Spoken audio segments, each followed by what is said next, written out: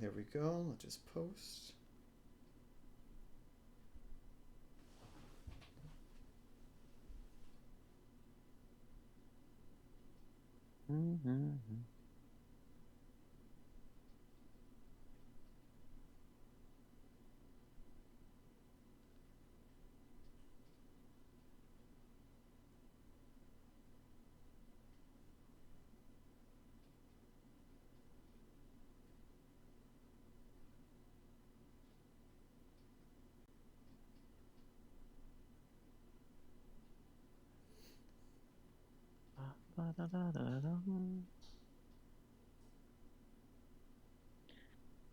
Welcome, everybody. Welcome. For those of you trickling in, go ahead and get your art supplies ready, get your snacks, your water, anything to help you get into the into a comfortable artistic mindset and zone. RJ and I are going to start our projects in just a few minutes. So we just want to give everybody some time to be able to warm up and get ready, get comfortable. Remember, you don't have to work on the same project that we're working on. Definitely work on whatever you want to work on. If it's something you've been meaning to start, something you're thinking about starting, just go ahead and just just go right to it. Go right to those. Yeah. It's kind of the point of these streams is to be able to get into that artist mindset together to create to be able to a safe art environment where we all kind of feel comfortable to just begin our projects and let ourselves be creative without fault. Welcome in, folks. Welcome. We got 3 people coming in.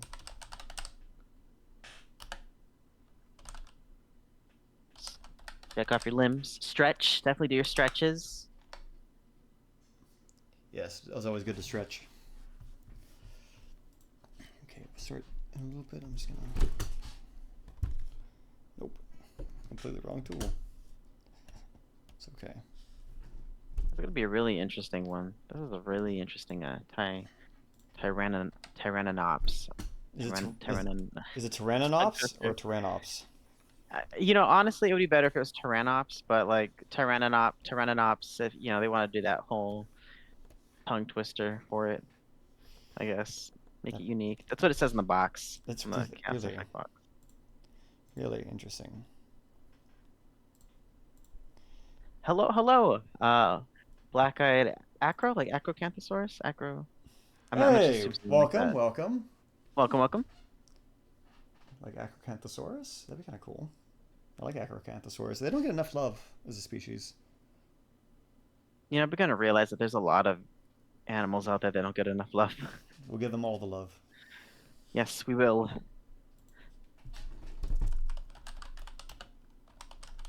That JPOG Acro was really sick. Yes. I love the design of that one. It's a really good, eventually when we get to the JPOG dinosaurs, we'll redesign them. Yes. Oh, it's gonna be so much fun. There's just so much we can do. It's great. I know.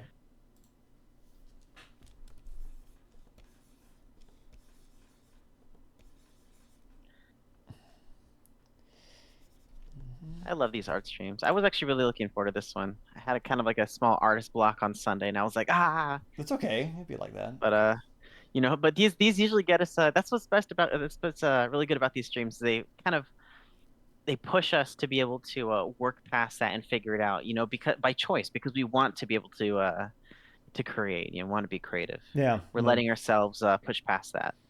definitely. Just put it down here. Also want to take this moment to congratulate RJ on his first live stream on Sunday. Successful, awesome stream. Thank you. It was really fun. I had a lot of fun just kind of showing people my world building process and getting into the characters I intend to bring to life in my stories, so that are coming soon. It was a nice And a kind of quick question. yeah. Did you record that? Or are you going to put that on YouTube or different? Yeah, I did record it, but it was a little awkward because Twitch recorded it as an FLV instead of an MP4 because I didn't have the setting right. So I just gotta import that to Premiere. But the VOD is already up on Twitch. You can watch the VOD. All right, cool. So just in case any of you did not know that out there, you can definitely go rewatch his stream, and I definitely recommend that because it's a lot of informative things and teaches you a lot about world building, and art is really informative in those. So it's a really cool thing to check out, and you could find it to be very helpful towards projects that you guys are trying to get Yeah, started I'll on. make a post about that to kind of get more views on it. Probably get like a nice little clip. But yeah, do that after I'm done. We're done with this one. Hmm.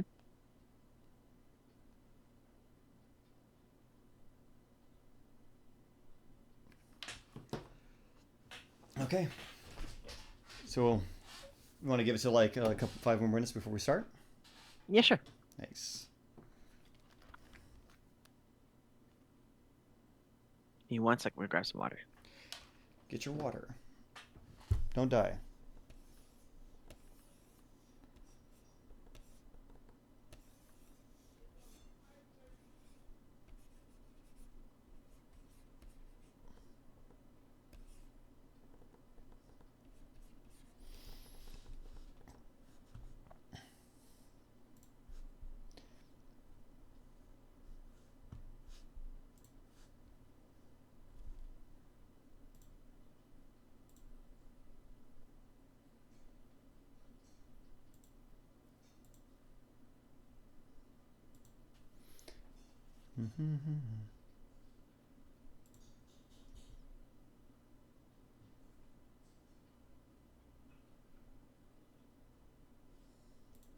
All right.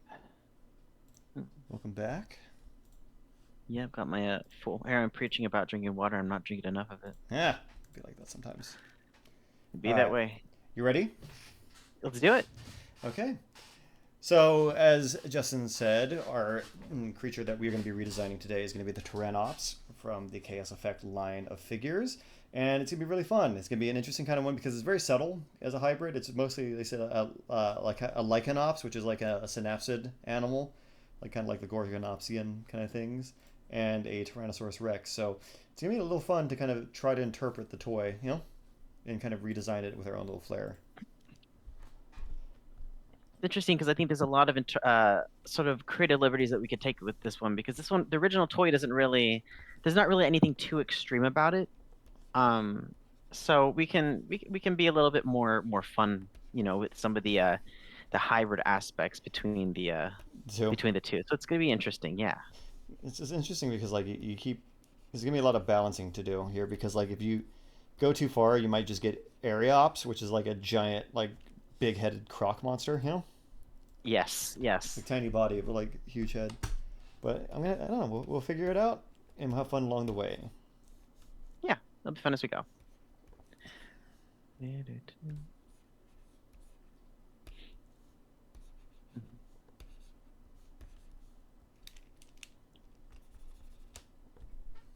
For those of you trickling in, welcome to the stream. It's gonna be fun. Yeah.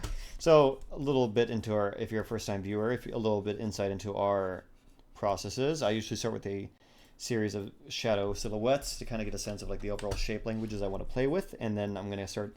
Once I find I've done enough, probably about 6 of them, I'll find my top 3, and then I'll start combining them into the ultimate silhouette, and then from there I'll get into the actual design, making a blockosaur and just kind of going with the flow and just kind of trying to figure out where the creature is going to be, like what's going to be the design aspect of it. And what about you, Justin? For any of the new reviewers there?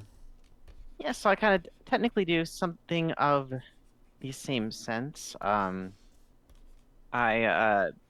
basically start with my primitive shapes, just sort of a kind of a generic thing that you do when you're usually starting like any 3D art piece because you don't want to go straight into detail right away. So you want to go with just sort of your basic shapes of everything. And then I start to basically just piece those together until they start forming something that sort of resembles the shape that I want them to be. And then from there you just start breaking it down and you start refining the shapes as you would in basically and I guess any sort of render art. And then from there magic happens. So we'll see what RJ and I come up with. Yeah, It's gonna be fun. it's gonna be really fun.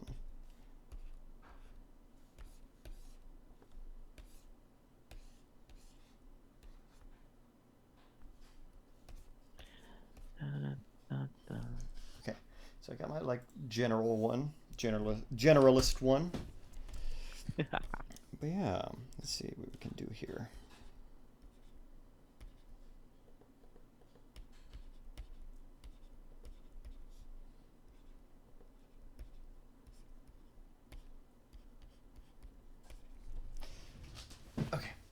So, did you want to start diving into the topics today? What were our topics? I don't have my phone. I usually is my phone. There it is. Okay. Our topics were, I believe they were workflow efficiency, or right? That was one of them, I That was believe. one of them, yes. Workflow efficiency, quality of practice, and self-forgiveness. So workflow efficiency.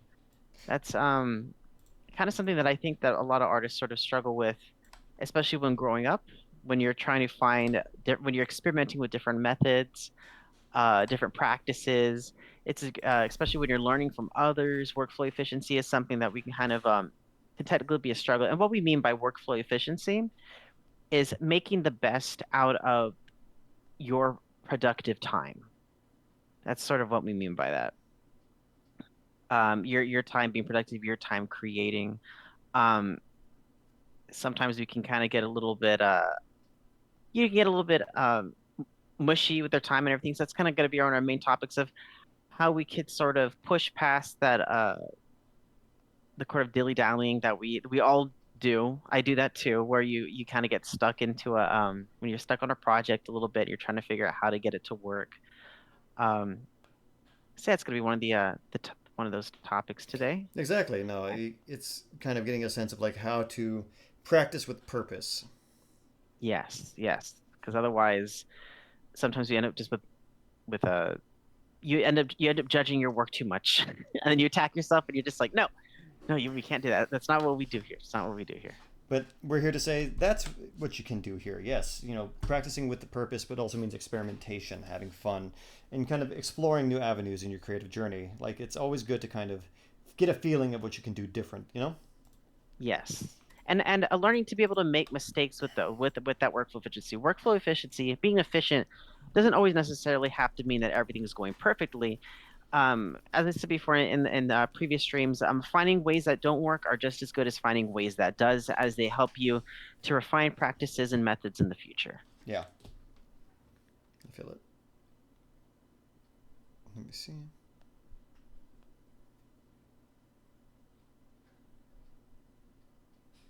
Mhm.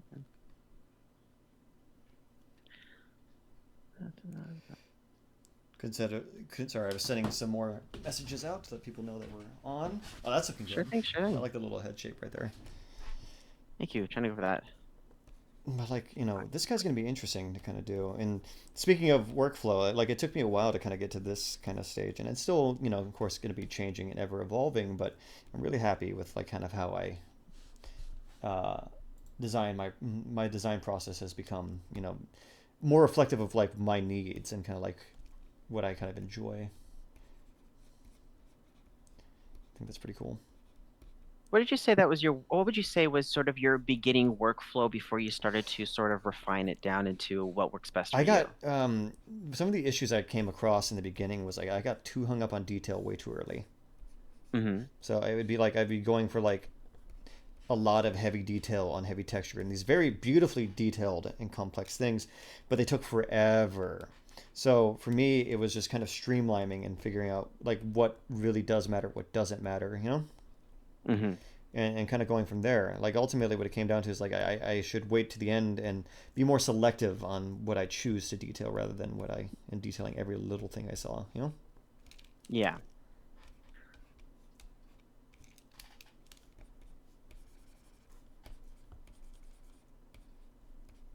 To be honest, I think that's also a very common thing that comes into like self-discipline and separating excitement um from within your project, because we could very easily get excited immediately when starting a project, but when you do that, you kind of will tend to, like you said before, we jump into details and textures and everything a little bit too early sometimes. Exactly, and it's just it's all about patience when it comes down to it. Like Mhm. I used to rush through pieces a lot, thinking I needed to get done super fast. It's about balance. You want to get done in a great time, but you also want to make sure you have a good foundation and you're actually having fun with the piece. Yes.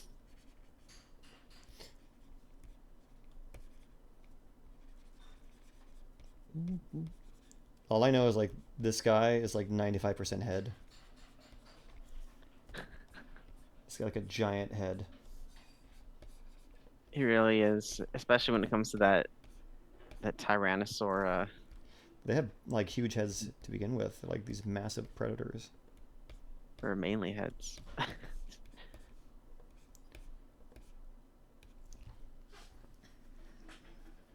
Oh, I did not realize that was.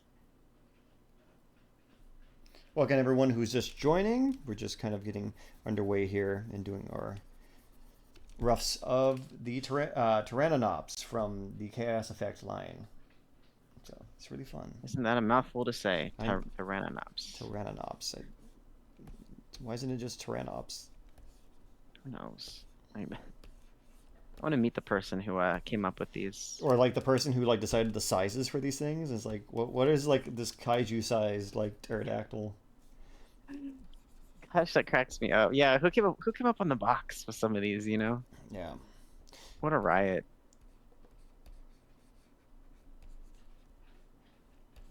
That's true, because what was it? The not Rodanopter. That's something completely different. And Kylo Ranodon. That was Yeah. it's supposed to be like on the web. It says like it's 26 tons or something. It was or 9 tons or something like that. Whatever it was absurdly huge. Impossible. The huge. Just like giant. It was so funny. Yet there it was. It was yeah. That's all you could really say. Yeah. It's the only place in the world where the geese chase you.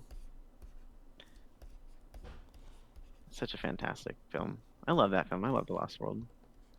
Lost World is my favorite. It'd really be that way. Don't get me wrong, I love 3. Not 3. I love 1. 3 is cool too, but like I love 1. I do enjoy Jurassic Park 1. But if I had to be very honest, Lost World was the one that like did it for me. Yes.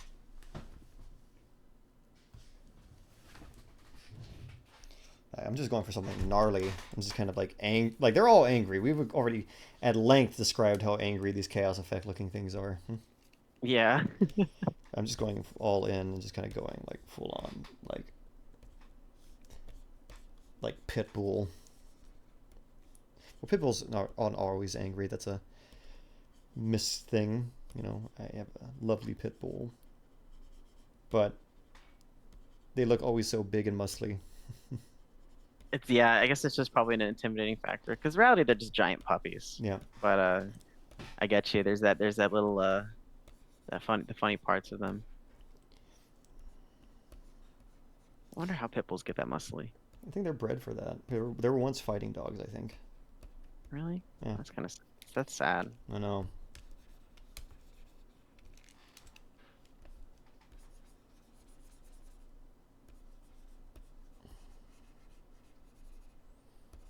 You know, my dog I currently have is part pit bull, and you could see it like in his face. But he's like not muscly because he's like also part lab, so he's like limber. He's a lean boy.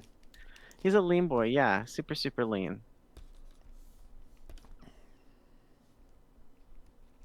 Yet addicted to French fries. French fries are good. Dude, they are amazing. I'm like having it rear up on this pose right here. That's pretty nice. That's pretty sick.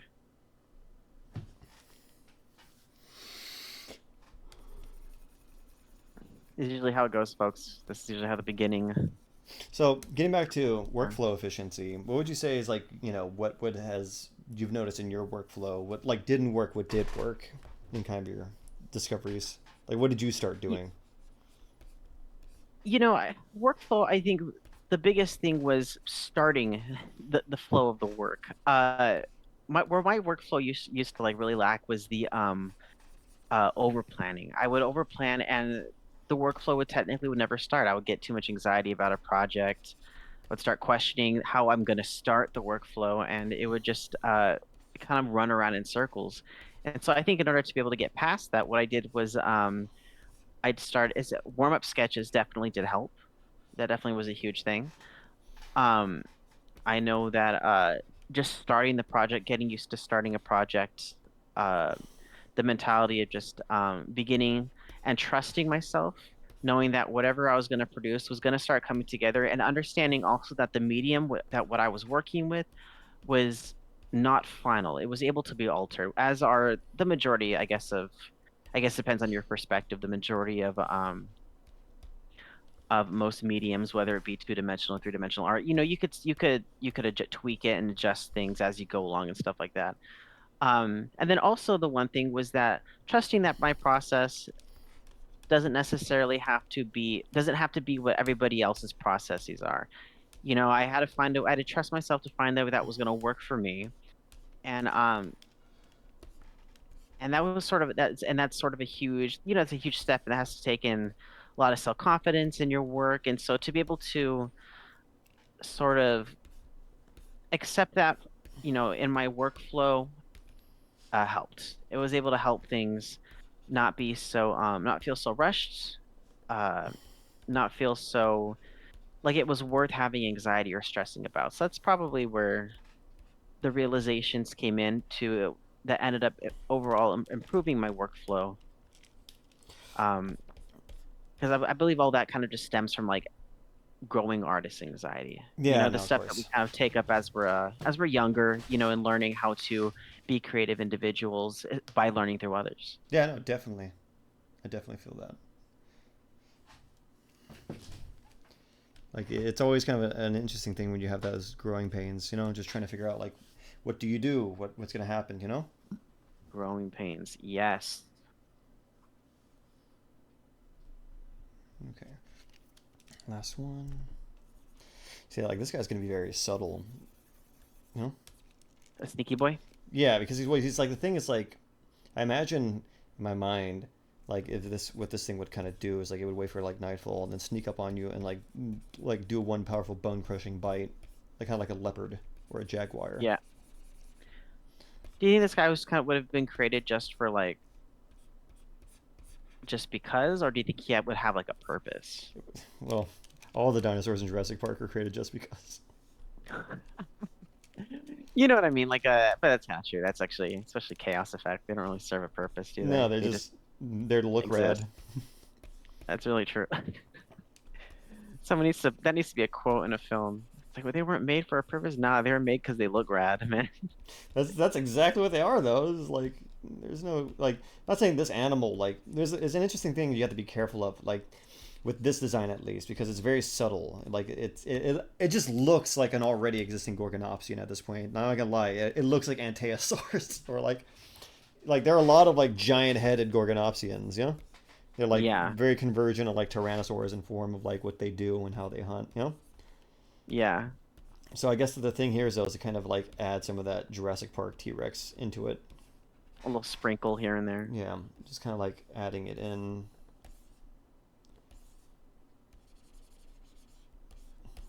I like this pose.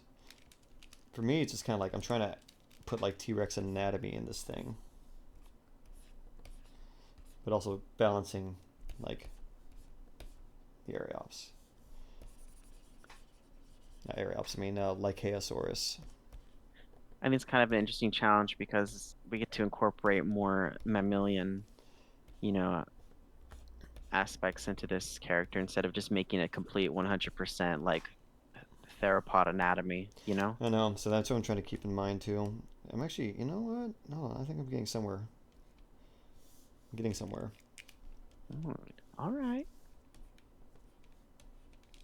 Yeah.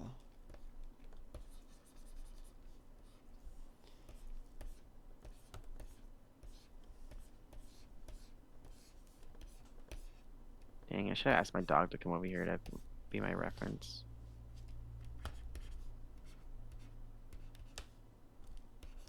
Yeah. Okay. Oh, that looks good. That's looking good. Man, you got them perspectives looking great, man.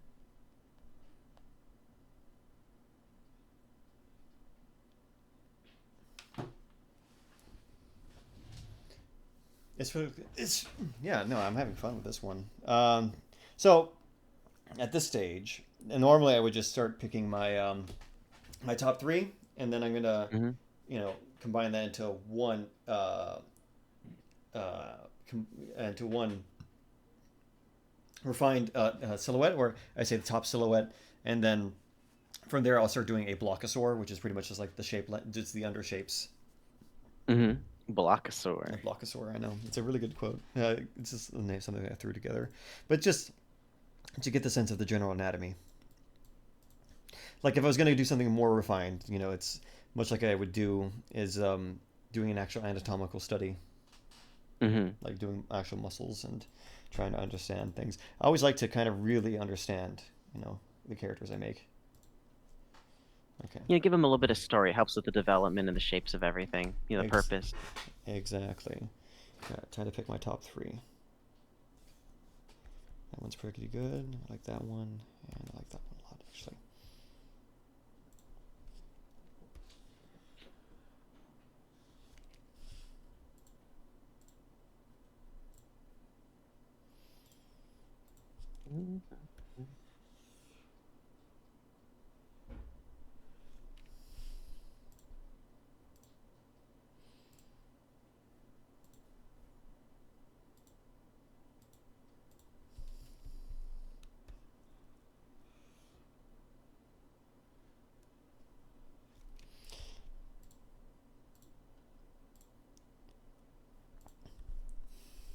But getting back to what we were talking about, I think a big major part of it too is also self-forgiveness, which we wanted to talk about. Yes, not being and that self-forgiveness is definitely something that I think a lot of people. And it doesn't have to be an art. Doesn't have to be as an artist. It's a big topic that you should really sit down and be mindful of. You know. Yeah, forgive my that random car outside. I didn't hear a car. Did you hear a car? Anybody hear a car? But as you were saying, though. Yeah, so like forgiveness as in, and this is this trims down to like, the down to the individual perception of the artist, of whoever you know hears this. But self-forgiveness as in like, don't you don't need to you don't need to be anybody but yourself. When it comes to making your art and to help, your efficiency and everything. You don't need to be too hard on yourself. If you make mistakes, um it's okay. Yeah, it is completely fine. There's nothing life or death about this. It's all about learning and kind of enjoying yourself. I think that's the I mean, important thing. yeah, it's okay to take a step back, take a breather, Yeah, I completely think that's okay. So, understand that you're only human. exactly. Only human. Uh, except for Justin. He is a supreme being hidden that makes amazing art. Except for RJ. RJ's a god amongst men. Oh. Shh, I was supposed to tell anyone that. Sorry, sorry. I'll let the Celestial Council know I made a mistake. It's okay. We're on parole. Eldritch beings, So aren't we all? I like to take one that's like going to be like the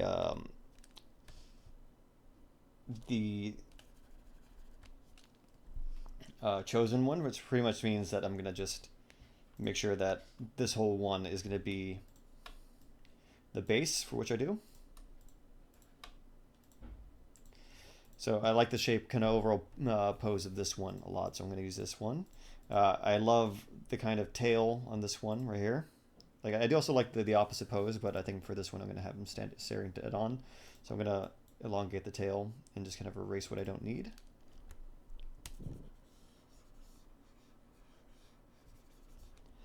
And then I'm going to erase the tail for this one, so I can kind of just focus on that.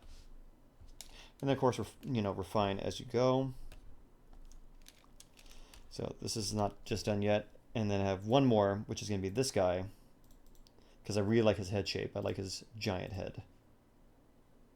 So I'm going to position him a little more up, like this. And I'm going to erase everything else.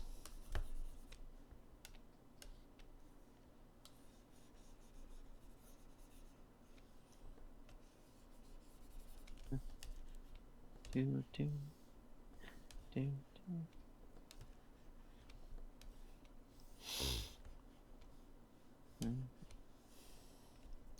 And there, I think I got my generic Tyrannonops kind of laid out.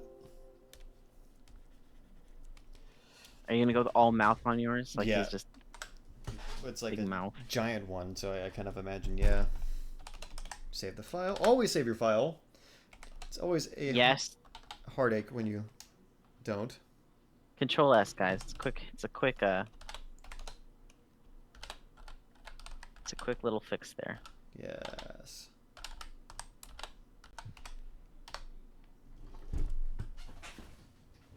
Perfect. Okay, cool, cool. So I'm gonna combine this image into one. There we go. And then I'm lower the opacity. And I'm gonna make this much larger so I have a bigger place to work on.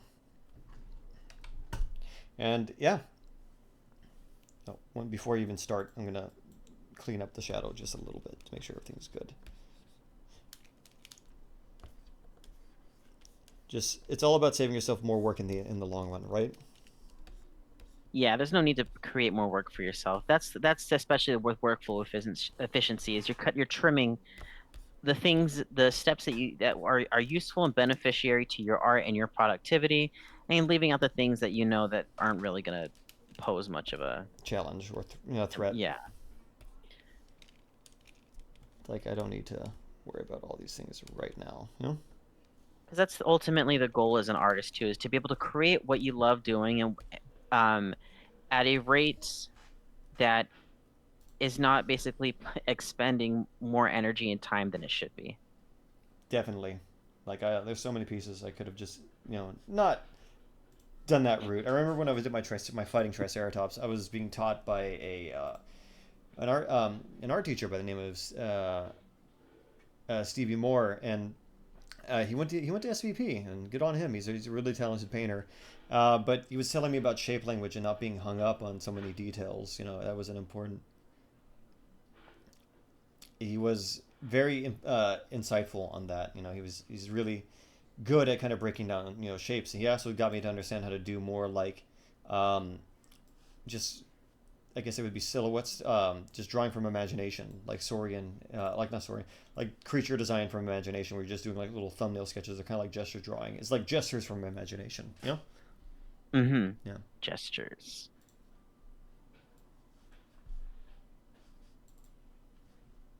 Nope, did not want that. Let me just pull up good old.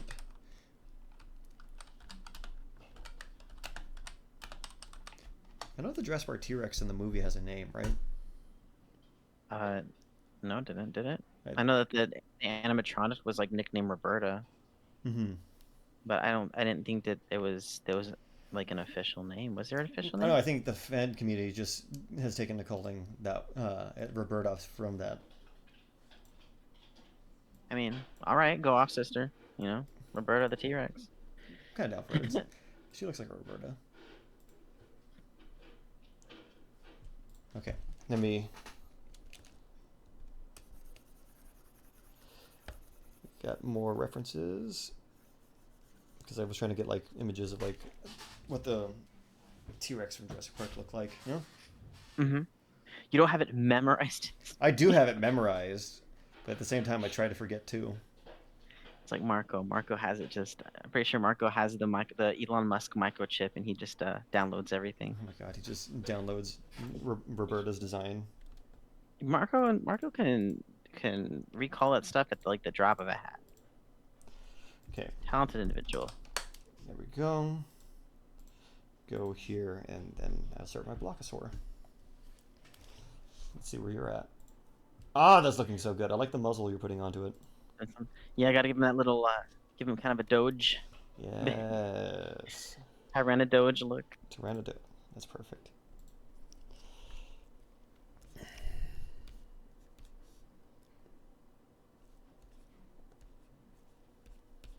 One thing I want to give him is I want to give him them jowls. He needs jowls, man. Oh, like cute little like dog jowls. Yes! Dog jowls are the cutest, especially Yeah. when they smile. Oh, they're adorable. You don't deserve dogs. Dogs are amazing. Dogs are really cool. Actually, we deserve dogs. We need them. We need dogs. As I can say. Okay, there we go. So right now I'm just doing a blockosaur. Just trying to get the raw feeling and design down. Just kind of helping me like lay them out.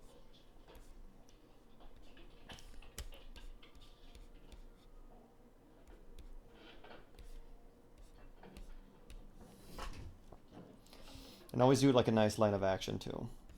Just kind of follow the groove of the body.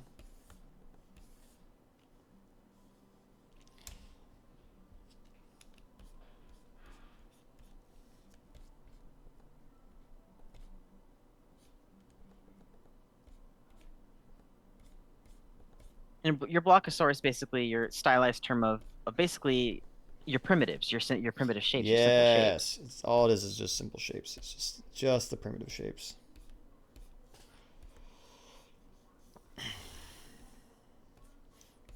I'm trying to be more accurate, so the nose would actually be coming right here.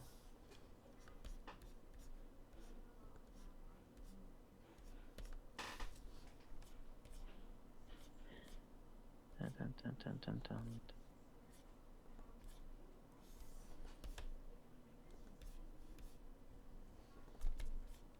Now, you don't have to get like all to this, level of kind of detail and fuss when it comes to these things. I'm just doing this to kind of help me figure out where this is without really tripping over myself, because I got him in a very interesting angle.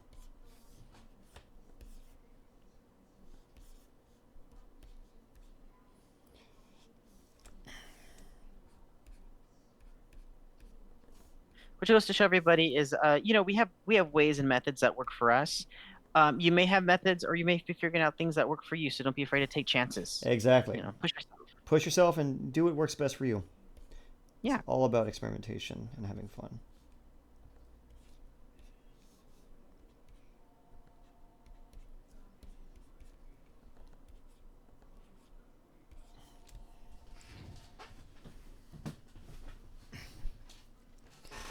Okay.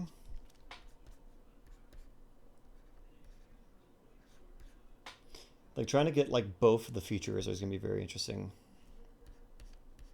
Yeah, it's gonna be interesting blend. It's a really odd blend in general. So we'll see where we get. I mean, whatever they are, they're gonna come out super fun. But the journey to get there is usually quite a wild ride. I know, it's a very fascinating one. As they say, it's not a rescue. It's not a expedition anymore. It's a rescue operation. The amount of someone there needs to be we need to install like a counter or something so we can know how many Jurassic puns that we do. Yeah, because guys, even off stream, the amount of puns that RJ and I pass around are just absurd. This is true. But I wouldn't be a JurassiCore without a JurassiCore pun. This is also very true.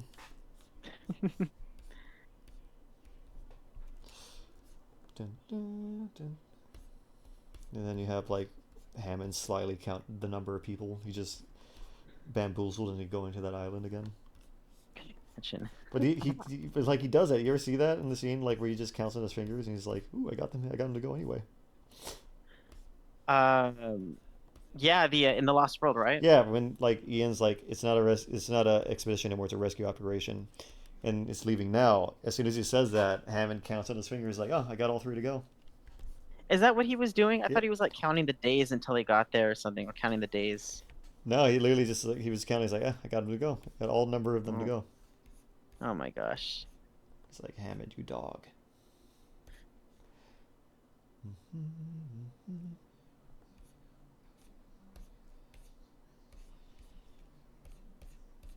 I think Hammond was a good guy or a bad guy, or kind of like a neutral, chaotic.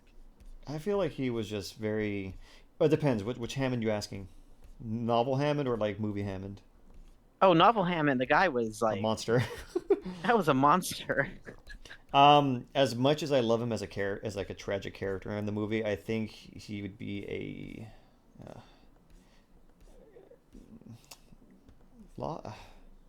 neutral evil. Neutral, yeah. Like it's like one of those things where it's like you may not have thought you were doing harm, but what you did was fundamentally wrong. Yeah. Yeah, because sometimes things could get so exciting you don't realize that maybe it probably is not a good idea, even though it seems amazing, Yeah, and it probably is. For the long run, it probably wasn't a good idea. exactly. It's just like that kind of thing, which is like dinosaurs and man separated, two species separated by millions of years, are now thrown together in the mix. It's really that whole concept of like, even though the extinction is basically with dinosaurs is impossible. It's just impossible. That's Yeah, not gonna happen.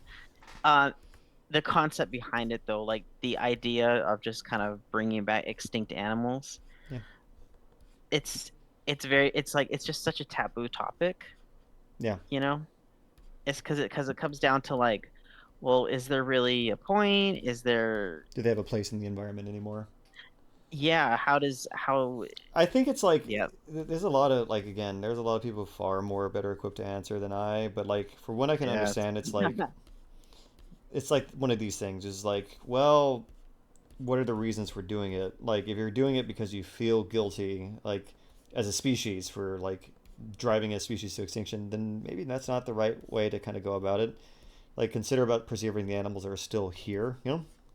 yeah. Wasn't that the big thing with the mammoth? It was like the resources, like what about using these resources to Yeah. save current species? Like what was like the white rhino, but the white rhino went extinct, right? It was like It's technically it's now officially extinct because there's no other mates for it. yeah, just like it's functionally extinct. So it's just like it's one of those things. Is like the vanity of the thing is just kind of like there's no like it feels less of like you're actually you do. It feels less like you care. It's more for the spectacle, you know. Yeah. And that's the thing, you know. When it comes to like, I guess you would say in these things, it's always the kind of questions you should be asking yourself is like, why am I doing this, you know? Yeah, And that definitely. goes for every anything really. Even like when you're doing artwork, like less high stakes than like genetically engineering or bringing back a whole species that's gone. Um, consider even okay. Actually, that's a very important topic we could talk about. Like, let me ask you Yeah. this. Let me ask you this, Justin. What do you consider when Mhm. picking up a professional project? Like people, you've entered the space where people like your work now and they want to hire you. What do you kind of consider? One thing I consider is time. Um, time is probably time is probably the biggest one. Hmm. Can I take on this project? Is this project going to be worth my time where I could be working on something else? Or is this time that I'm also going to be able to learn? Like it's what comes with time. Yeah, The time that you put it comes what basically the factors that come with the time that you put in. Those are the big things that I take into consideration. What about you? that makes sense. Time, budget, like where how much, my rate, because you always want to make sure that you're being paid what you value yourself as, Yeah. um, and and if you do good work and you got the skills, make sure that you get compensated for such time. It's also time, a very important thing, time as well. Like, do I have the Hmm. time for this? Will I have that? And also, if it's something that genuinely interests me, like it's okay to not swing at every project. Not every project's going to be something that you want to get involved with, and that's okay to say no. Yes, that's a big thing to probably tell the audience out there. It's okay to say no to projects if it's not interesting. I know that a lot of the times, because the thing is, if it's not interesting and you're also not enjoying the project somewhat, you may not be putting your quality work efficiency in. Exactly. And that just reflects badly on you and the project at whole because you're not really there, you know? Hmm. And again, Because ultimately, people want to see what you've made, and if it doesn't look like you put a lot of work into it, then that's their perception of you. hmm.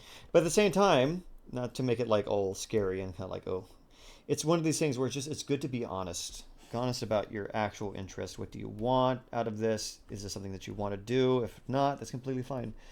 People respect you more if you're just honest about, hey, like I don't want to do this art project. Like, hey, this is good rate, but I'm not really as interested, or I don't have the time. You know, Hmm. and like Yes, definitely. I don't want the quality of work to fail, and that's completely fine. No one would ever really judge you for that.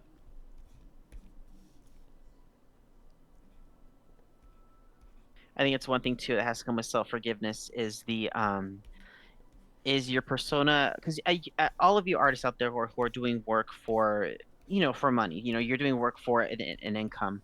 You have your artist version of you, but you also are marketing yourself. You are a business individual.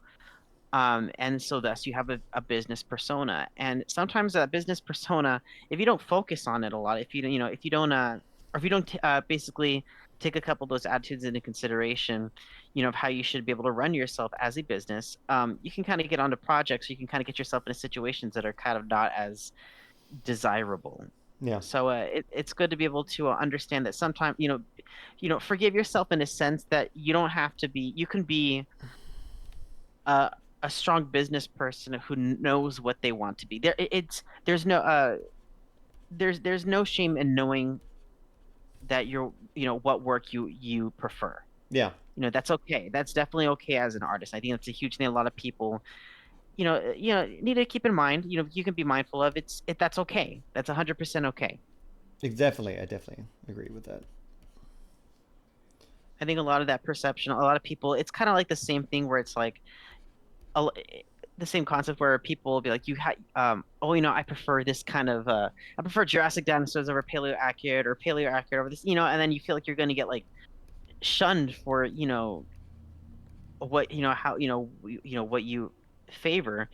And in reality, you shouldn't. If people start shunning you for that, it's just because they're being picky and they don't have any, respect towards a lot of other people, Yeah, they and have that's respect towards artistic style. And it's okay to be able to, and that kind of makes you afraid of, I think it makes a lot of people sort of afraid of, of having favorites, of liking things. yeah, that's the thing is like you're gonna have taste, and what is your taste, and it depends like what you want to do as well. Like if you want to diversify and get more uh what's the word I'm looking for? You want to show that you have more things that you can do. That's completely fine. There's nothing wrong with that. I think it's just one thing to kind of keep in mind is like what kind of work are you trying to do? Hmm.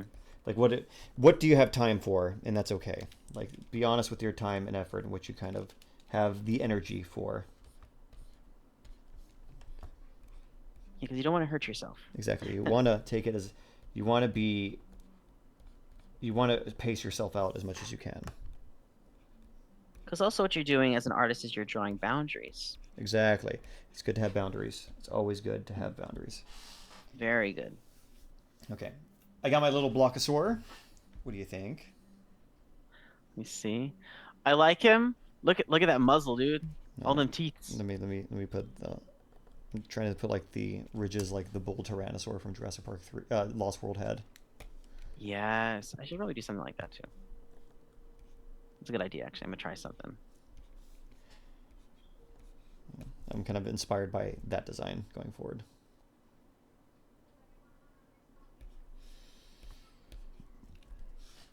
Okay.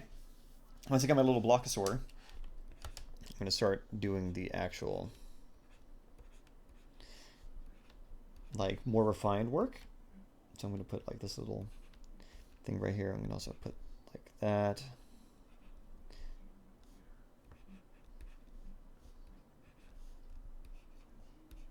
I try to emphasize that, like, there are these two giant claws it's got that are kind of emphasized, Oh, kind of like a sort of like on the Tyrannosaur hooks on their little talons, sort of. They're just like, yeah, they're like, well, they're two fingers, Mm-hmm. kind of like implying.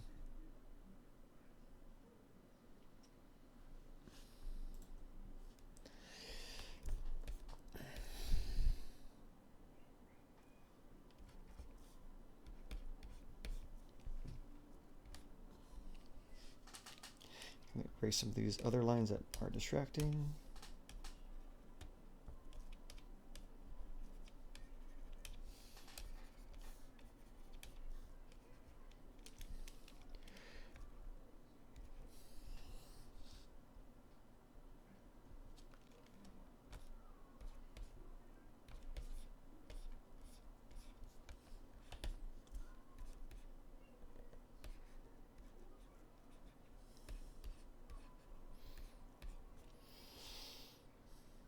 There we go.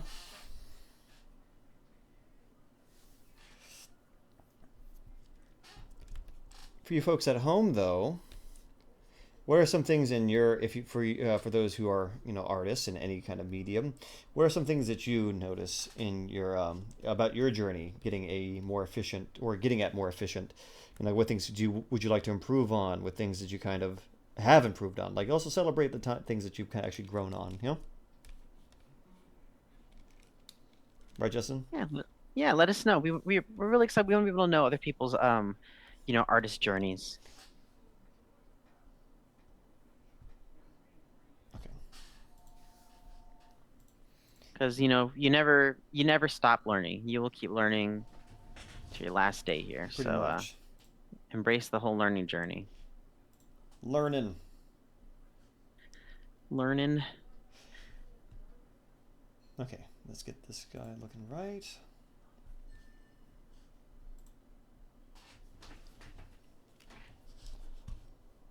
I always like to start with the eyes, kind of. Windows to the soul. My homeboy has no teeth. I need to give him some teeth at some point.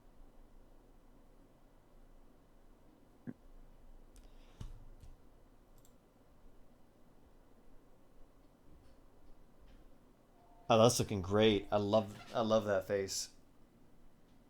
You can see like aspects of both. Oh, let's see what Acro said. Hmm. I'd say I have noticed the same focus on detail, and I need to work on efficiency, and I can bog down in things. I know exactly that to a T. Even now, Mm-hmm. I still deal with that. Like sometimes I get like a design. Like I love detail work, and I love complicated things because that's just what is very interesting to me. But even I've gotten critique, and it's always good to know the boundary. Like, what is an actual like someone giving you a legitimate critique, or someone that just is not interested in that kind of aesthetic. It's always good to kind Mm-hmm. of recognize one or the other. Very But much so. Very much so. I was getting some critique though, and I was just like, well, this design that you did was more simple, was a lot more legible, as in like it read better, compared to like something that I did that was way more detailed. And over designing is a very real thing. Like sometimes you lose a little bit of the simplicity of a character if you over design too much. Yeah, you end up destroying the forms basically, Pretty much, yeah. So it's always good to be aware of that, but also at the same time, it's like it just takes time, kind of, and always asking the opinions of others. Yes. Seek fellow artists and How I felt about the design of the baryonyx in Fallen Kingdom. yeah, pretty Like you much had the idea there, and then all the Kraka textures just kind of killed whittled it. it away. Yeah, it really. Yeah, like you knew that it was like a that's always an interesting thing sometimes in movies. It's like that behind the scenes there's a whole fleet of artists that are working on everything. Yeah, Sometimes it gets passed on from one thing to another. Like one person will start on just the simple forms, another person could start on this and that. And, sometimes it could just be like a giant assembly line, and then sometimes things kind of get like a they fall by the wayside. yeah. But that's also a part of it. It's just understanding those moments. Yeah.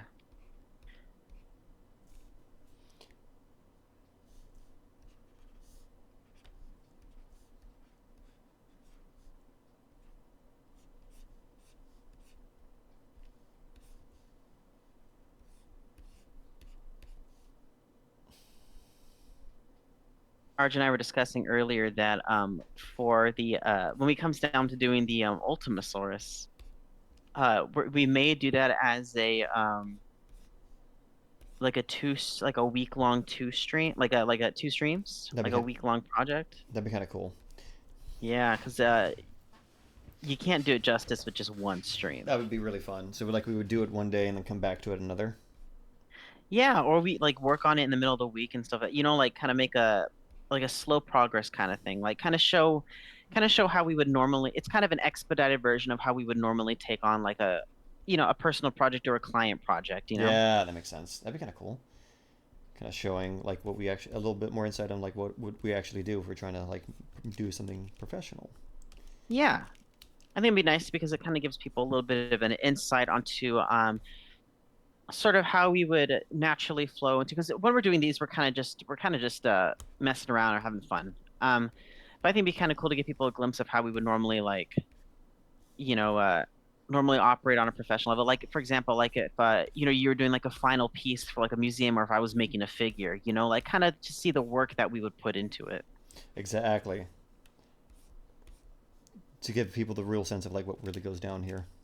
Yeah, and we could get into some real good topics and discussions about. We could really give the creature life. We could. I mean, Yes. it's kind of fun. Just like you mentioned earlier, where if you give the creature a story, we could really go into depth and give the creatures like a story or individual ones, and it would really flesh it out. So it'd be kind of a really fun experience, I think. Yes. I agree. Because Ultimasaurus, homeboy's no joke. No, he's giant. So huge. When do you think we'll get to that one? I don't know. There's a lot of chaos effect creatures. How many do you want to do? Oh gosh, I don't know. How many do we still have? We got Deinonychus. We have the Archaeoraptor. We have Tan Tanaconda. We have the unreleased ones. Dang, but those are all so sick. I know. How about this? How many have we done so far?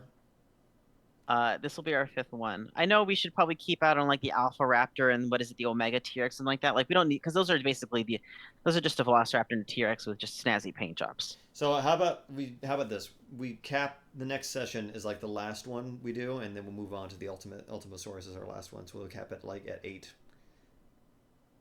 That's true. We could do something like that. Yeah. Because we do want to start trying to do other creatures, you know? Yes, guys, we have so many. We have so many dinosaurs that want to. If we went down a line, like if we're doing these once a week and we're only doing like if we're tackling like entire lines, we're not going to get anything done. You know this. So we will take artistic license and just say, you know what, we can come back to it. We can always come back to it. You know?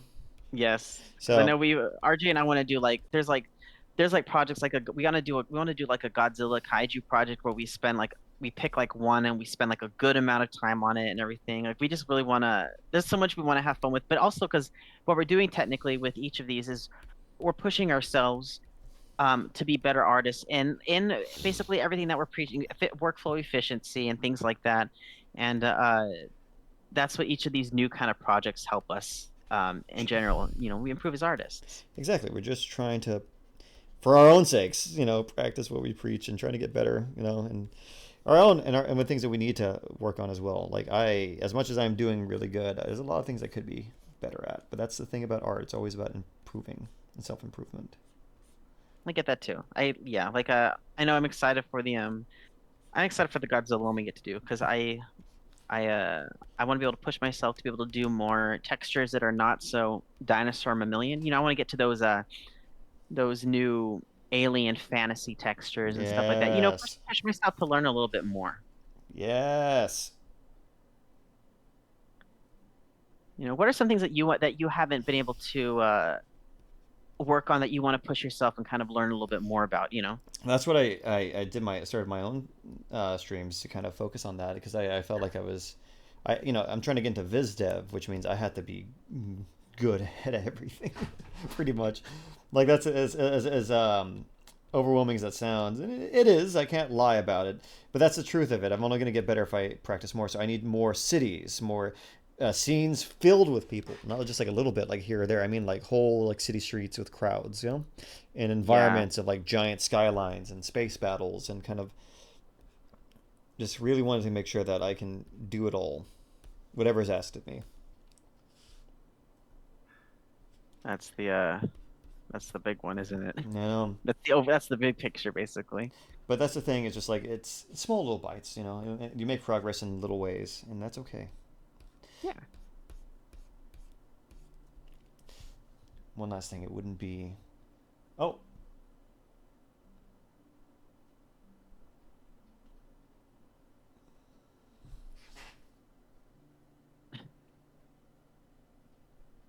That might be a spam.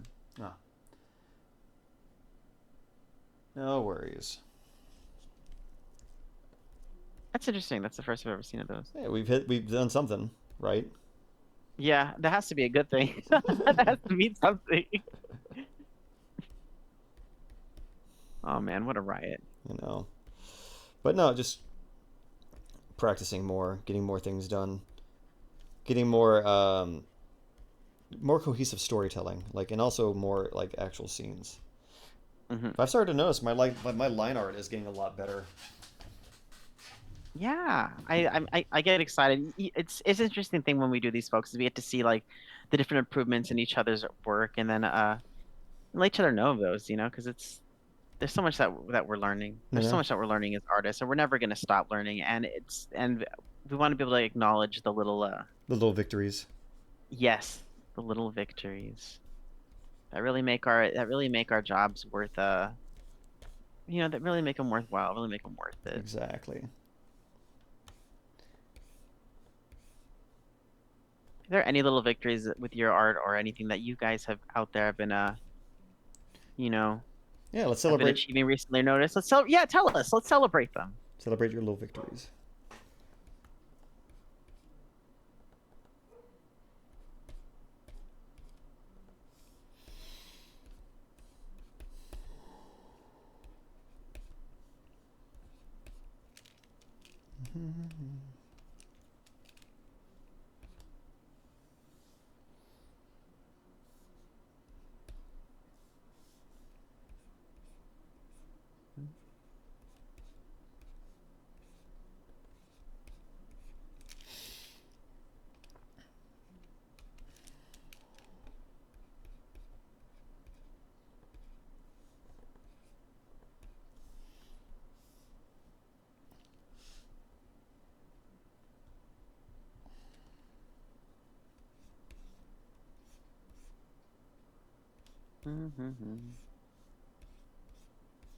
Sometimes I think we will go quiet because I don't know. Do you listen to music during your streams? I forgot. Do you? No, I remember it picks it up. That's right. Dang it. Yeah. I had to be in silence. It's okay. No, we'll figure it out. One, That's the things about streams, everybody. We're still figuring things out. yeah, we're still just trying to find our way. If you guys know any sites where we can do it's recommended to get royalty-free music that we can include in our streams, please let us I know. do have 'Cause, one actually. really? Yeah, Okay. I do. I Okay. use Artlist.io. I can see if that can work. I know it should integrate. Why didn't I think about that first? My brain. We'll figure it out. It's just the learning kinks of things. This is true.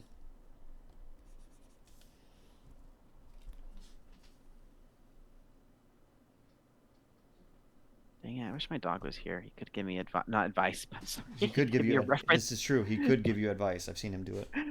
What a reference material. Yeah, you've heard him talk. I want him to give me reference material With on you? his body because I want to be able to model this off of some mammal. Some mammalian things. Yeah, because we're trying to incorporate both. How do you incorporate? I mean, I guess it's not really a complicated question how to incorporate mammalian and theropod type of stuff. If you look at aren't archosaurs kind of look like that, you know? And mammals did come from reptiles. Yes. Just The gotta guy's gonna start looking like some Fossilosuchus. just go for that. Hey, embrace the Fossilosuchus.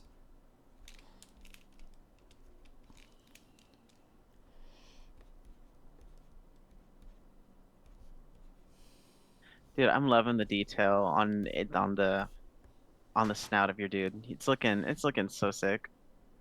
He's looking angry. God, they look so He's ang- angry. he's angry. He's angry, and that's what I kind of go. That's the ongoing joke I keep doing. It's just angry.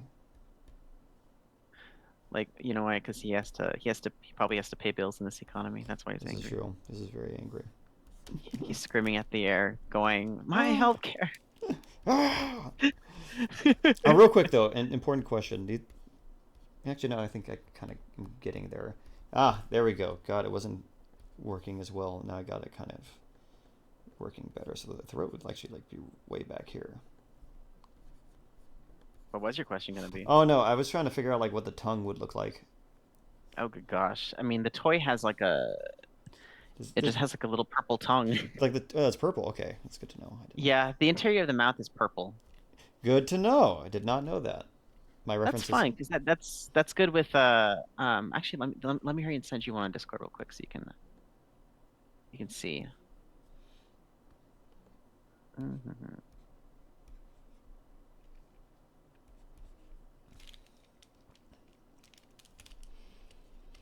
Put the teeth a little further out. And actually, I'm gonna make this one longer because he's got The cool thing is, like, I think he has like 2 sets of teeth that are like huge. You know? Yeah, I think I know what you mean. I sent you a picture in Discord of the interior of the mouth. Thank you. Hmm?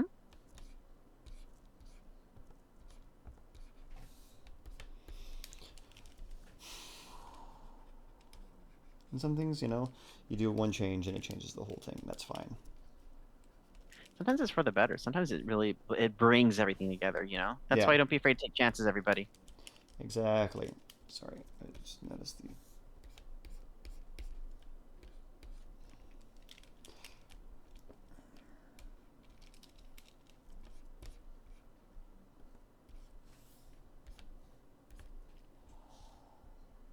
Oh my God, I gotta size down this guy's body. He's starting to look a little bit too. He's looking too humanoid. You know what I mean? You ever Oh, get to that point where you're like, oh no, yeah. yeah, like too much. Oh, you're trying to make the Dino Huogs from He's anyone who he gets was that reference. If you get that reference, you're a legend. oh my gosh. Yeah, I gotta stream down this guy.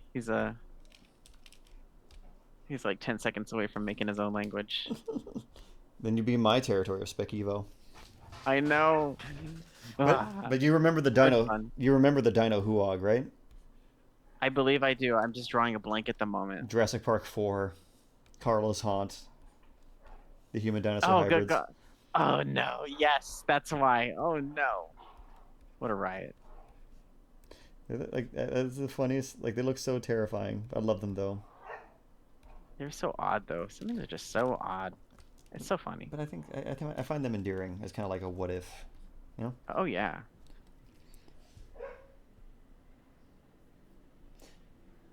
Can you those Jurassic what ifs really hit different sometimes, They I do. swear. They really do. Like was it the Megapnosaurus Which one or was that one? or not? That's I think that's an actual species. But like the hybrid before Indominus Rex. Oh, that wasn't the like you mean like when they did Mm-hmm. the Jurassic World like concept art, like with the Mollusaurus and the Molosaurus, Diablos? yeah, Molosaurus or whatever. That was some of those weren't actually bad. I'd be willing to make figures of some of those just for like my own personal like collection, dude. Like some of those were actually pretty sick. Go for it. If I do, I'll send you one. Ooh. Hear that, folks? I get a special edition Molosaurus, and RJ gets everything for free. oh, It's just I wish. he's too cool. It's because he's too cool that way. Also because you're like on the other side of town, so I can you're close by. This is true. This is true.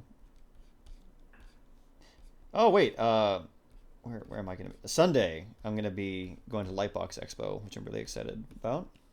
So stream that day or no stream that day? Probably stream maybe at night. I'll let people know Hmm. in case. Like, I'm not gonna stay the whole day over there. That'd be insane. Oh my goodness, could you imagine? I'd die. Like, don't get me wrong, I love that, but I need, alone time. But also, I want to probably stream. Where is Lightbox Expo anyway? What are they doing It's that? it's gonna be Pasadena, Oh, okay. and just gonna head over there and just do my own little thing and just be seen. You're just gonna go over there and slay. Yes, That's what we like to see. That's what we like to hear. exactly.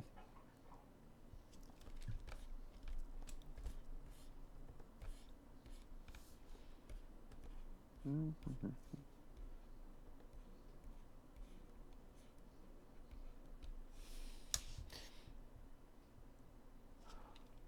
Do you remember? Do you know Andy from like Dinosaur Comics?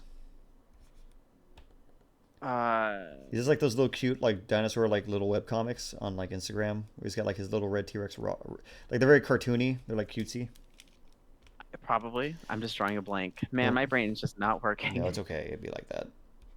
Um, But I probably know exactly what you're talking about. I told him, and I still will want to at some point. Like it's a dream project for me to do at some point, Mm-hmm. But I've always wanted to do like a rendition of the Jurassic Park novels as graphic novels. Ooh, you know how sick that would be? Yeah, I've always wanted to, but like I've always wanted to like pitch it to like whoever has the licensing to like, hey, I could do this. Dude, I that's why I understand why HBO is doing that like remember I don't know if you saw, but they're like redoing Harry Potter. I'll be doing, but it's gonna be based off of like the books, the actual book. Oh, I heard. Yeah. And that's kind of I mean, and the reason like I think a lot of people kind of got like bad backlash on that. They were like, "Oh my gosh, but there's already the movies." It's like, yeah, but there's so much that gets cut out from the book. Like the Jurassic Park. I'm gonna be 100% honest with you guys, everybody. Like it's like, oh wait, someone's screaming outside. Outside your Sorry, dang house? it. I'm outside my apartment. It's Los Angeles. What do you I expect? can't. I can't hear anyone. I know, kind of sad. I wanted to know the tea. Anyway, um, and so there's so much in the Jurassic. Basically, the book is like, even though the book is It's graphic. somewhat Oh, like, it's graphic. yeah, the book is graphic, and the movie is really, in a sense, not like the book at all. Like, I don't know about you, but when I read the book, it is not the same movie in my head. No, the book is like way more intense. Yeah, it is a whole different. It's a whole different thing, Beast. and I would love to see how that could be like portrayed in like a new like a mini series. That'd be kind of cool. Like, That'd be really fun. I'd like to see a miniseries on that. Maybe we could do something like that in Who'd the be? future. Maybe. I know. I know exactly what you're saying. Maybe we'll do that. Yeah, why not? Yeah, I'm down. We have the concept art. Oh gosh, we have concept art galore. That's the best thing about being a paleo artist, right? And Yeah, Jurassic Park fan. this is true. What were you saying? No, I'm just agreeing with you. We have like a lot of things we could do.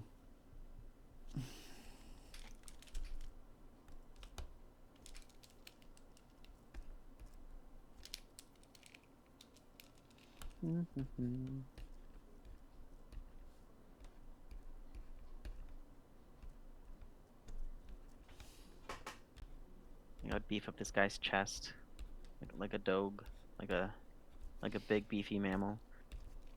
I kind of went with more of a mammal-less kind of like snout and like the jaw scales and scoots kind of go into like this fleshy kind of thing. You know? Isn't that cool? That's very it's like the Cathoga from the Relic. It was very mammalian, yet it was also reptilian. Did you notice that? I did notice that. I love that. That was cool. That was sick. We should do a redesign. God, yeah, there's just so many ideas out there. We are, sir. Don't you remember? We're going to be doing a take on the '90s like creature arts. That's right. Dang, we are gonna be doing that. That's gonna be That's so also much why fun. like we're gonna wrap up the chaos effect line. So Yes, we have a lot of creatures to get done. So many creatures. so many. We're just too excited. That's also what has. That's also the thing that we talk about. Everybody, we get so excited. We don't want to rush everything. We gotta be able to, because when you rush, then you mess up the things you get excited about. Because Exactly. it's just It doesn't you're become rushing it. exactly. It doesn't become as much fun. It's like a recipe. You don't rush making a pie. This is true. Or a good panini.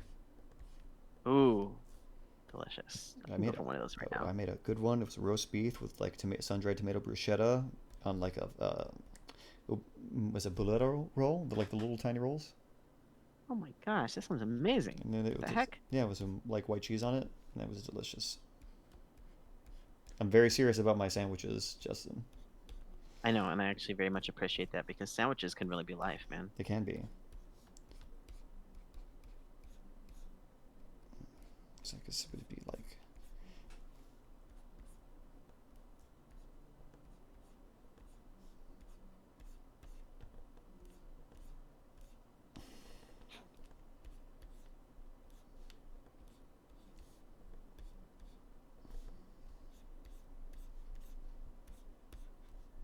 Yes, pizza is also life. Like you have no idea. Yes, fridge raid, 100%. pizza is also live. I can agree. Pizza is also life. Dang it, I'm hungry. Mm-hmm. I am too. All right. I don't know about you guys, but I feel like I'm always hungry. I'm always in the mood for food. Same. Food is good.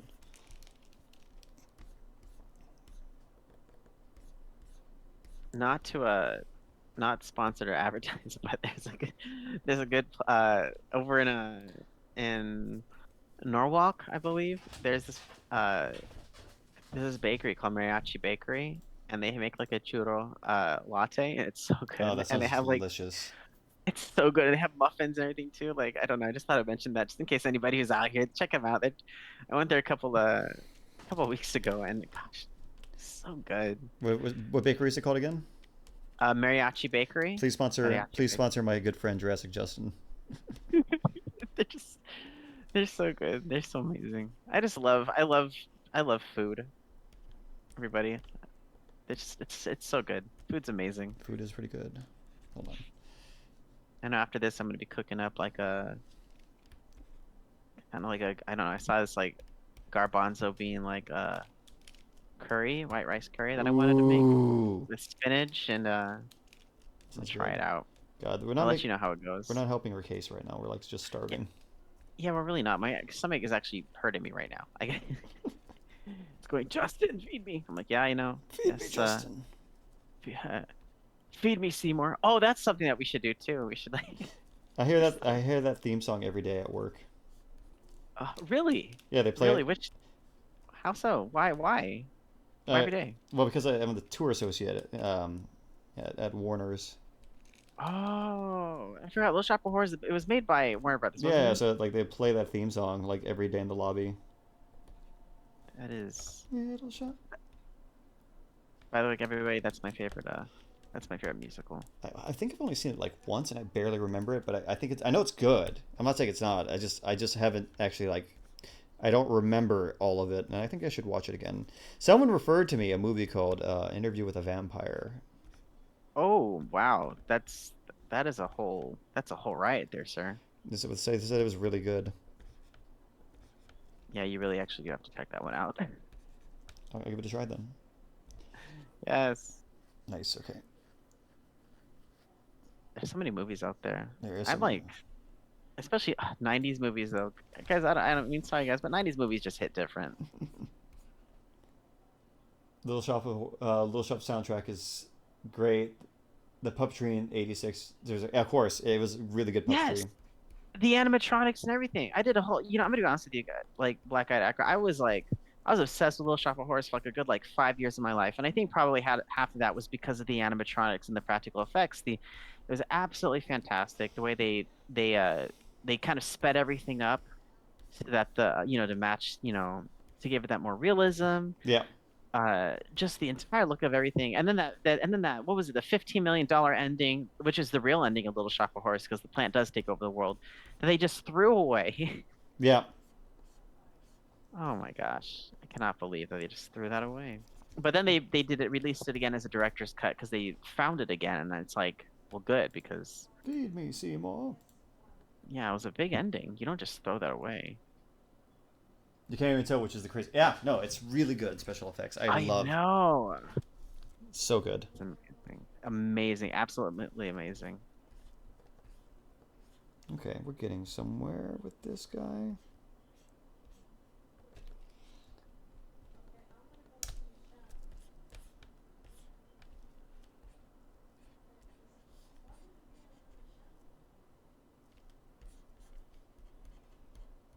I always wanted to see someone do a modern take.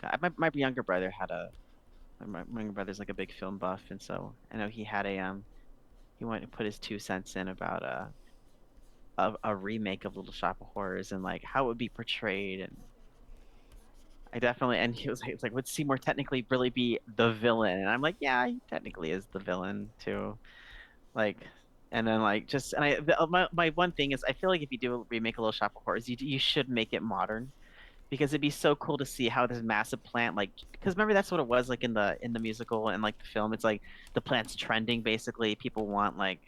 And Audrey People want to too. know about the plant. Yeah, and so could you imagine that like in a realistic looking I mean like a modern day portrayal of Little Shop of Horrors like hashtag Audrey too. If it's like trending and it turns out it's a giant obviously a giant evil plant that wants to take over the world, but there's so much you can do Do with with that. it, There's so yeah. much creative liberties. You can have a lot of fun with it. It's a timeless one. It can really take place during like Oh, let me see. any Ooh, yours is looking really good. thank you. He's he's getting them Doge flavors, you know. You see, I like it a lot. Yeah, very doggy. I'm liking your skin textures though. Remember we were talking about this before of like what kind of skin textures you wanted to go with. Yeah. I'm trying to like channel like the Lost World T Rex a lot into this design. Oh, definitely, definitely. I'm kind of excited to see what we're gonna do with the colors. You know, it's gonna be really interesting. This is true. My sketches are taking on a better quality. I'm really excited with them. Dude, I'm loving your sketches. Like, I was pointing out something yesterday to somebody. I think on one of your sketches, I believe it was the Compsognathus Yeah. or not, or the Dine not Compsognathus. I think it was uh Dinana Canis. Canis, Yeah. Canis. Yeah, and like you had like this really cool looking amphibious texture on it, and you could and the way you illustrated like the sheen of the texture really made it look kind of amphibian, and it was really cool. Yeah. I went froggy on it. Yeah. It looked great. It was really legit. Thank you. Who are you referring me to? You have to tell their Oh, name. oh no, I just talked about like my friends. Nice. It's so cool. Like I'm it's flattered. just artwork is legit. It was. Be proud. Be proud, Oh, sir. thank you. Thank you. I was also referring yours, showing my friends when you did when we finished our stream last week. They really loved our designs. It was a fun stream. It was a good stream.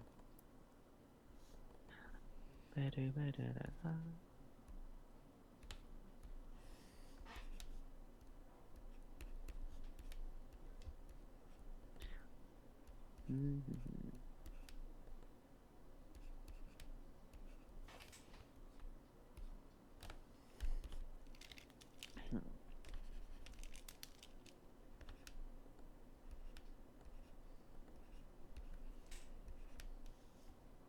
Little shop.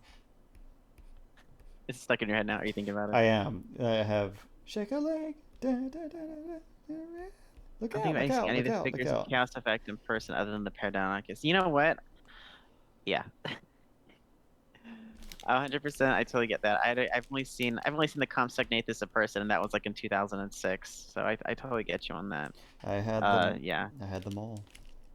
You had them all? What the heck? No, not really. I Of course. had like a good number of them. I had like a good like I don't know like I think I had like I didn't of course I didn't I had a Paradonticus, I had an Ankylorhabdon, I had the Archaeoraptor.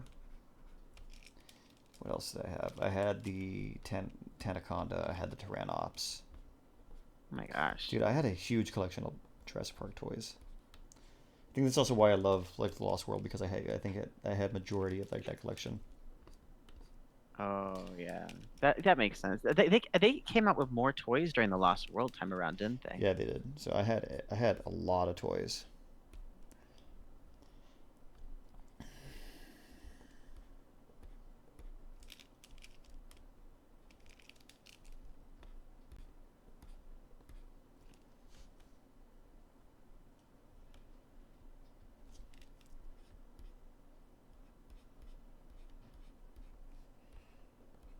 Mm-hmm.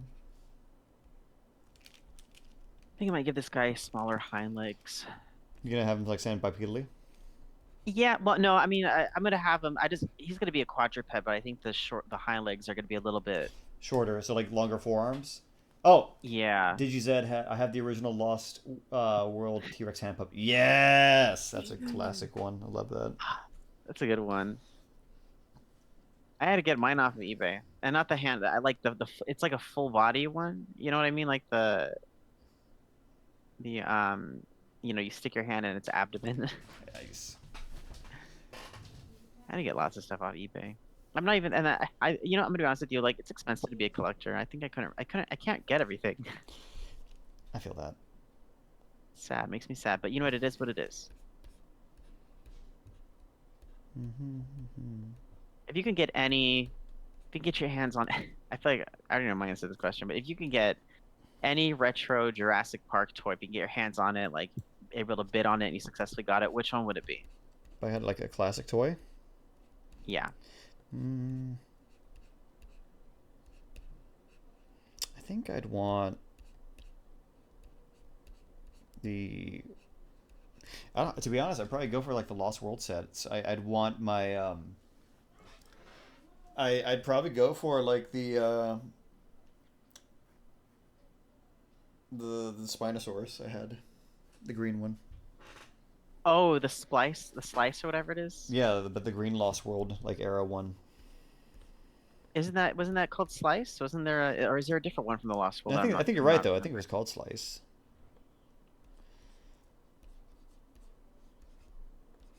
Would you believe me if I told you that I actually have that one? I do believe you, because I know you do. And it was almost stolen. Oh no! Yeah, when I had ordered it out, I got one off eBay, and as soon as well, my apartment complex had like a thief for him. He stopped. He still lives here, but like he used to take everybody's packages, and if it was something he wouldn't like, he would just leave it down in the lobby, and it was like, okay then, well, sir. Well, anyway, so my package was like gone, and I was like, no, and then it was like found. It was like behind like a chair in the lobby, and I was like, what the? I was so mad because I was like, how dare you get your hands on this? What? And he just gave it back? Yeah, well, I mean, it was a toy. It wasn't like Anything it important? wasn't. It, yeah, it wasn't like any point. And he's stolen a lot of things from like different people. I don't know, It's wild. but yeah, I know. But like, he's also like an old dude, so they're like they don't know the point in like disciplining him because they're like, well, if he didn't learn now, I mean, if he didn't learn back then, he's never gonna No, no. learn, Oh, But it's oh, always a scary thing. real quick, we have another question Yeah. statement. Did you said I wish I had the bull T-Rex in the Lost World. I have the 2009 Toys R Us version, which doesn't have the full rubber body and stomach opening. No, I had that one too. I had the bull T-Rex. That was rad. But the Lost World toys were like cool. I did have a bunch of them, but the ones I was like really into were like the Jurassic Park 3 ones.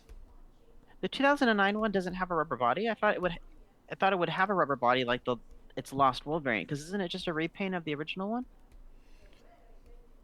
I think so. I'm not too sure. Hmm, that's interesting. I know what you mean though, because like I want that bull T-Rex. That bull T-Rex was sick. It's pretty rad. Not gonna lie. I can't wait to do that one for like a retro revival. Like that's just super cool. That bull T-Rex is a whole different animal, dude.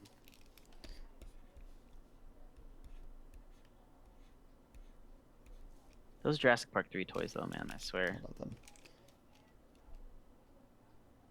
Black Eyed Acro said, "Oh, she still has some of the camo extreme figures. The camo extreme figures. I had the Aqua Spinosaur and the Desert Raptor.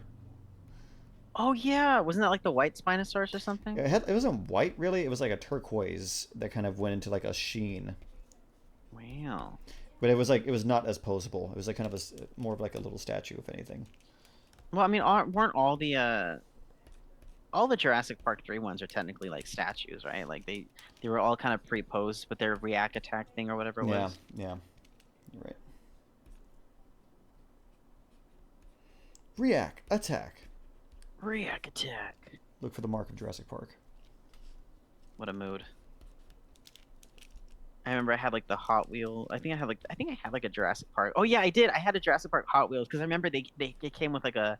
I used to love it. It was like a little olive colored truck, and it had like the Yeah, JP logo on it. It was and it was the thickest thing. I don't know why I was so obsessed with that when I I was had like a the kid. I one. just love that car. I had the one where they put the Spinosaurus on it. No way, for real? It had like a little like rubber Spinosaur on it. What a That was riot. pretty cool. Those were the toys that made us, dude. They did. They really did. Hold on. Get some. Get some osteoderms on this guy. Ooh.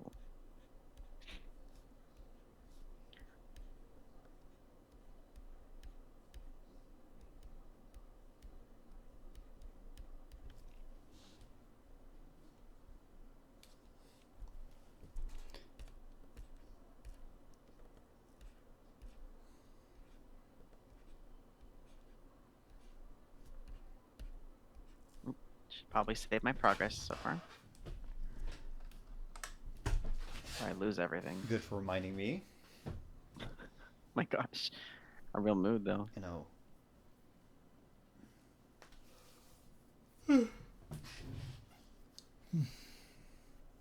Okay. Just gotta do the rest of the limbs.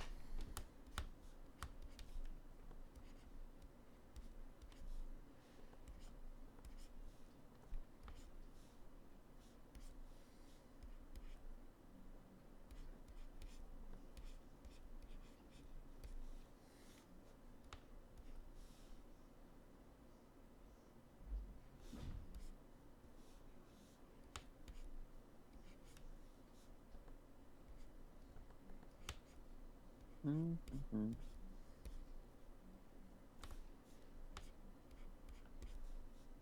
Okay, there we go.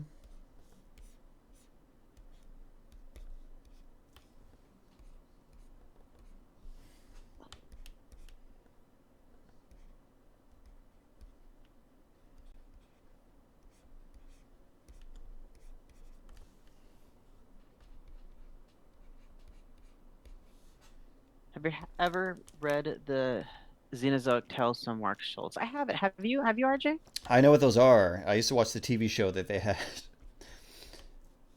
It was In a TV Cadillacs. show? Yeah, it was Cadillacs and dinosaurs. Oh my gosh.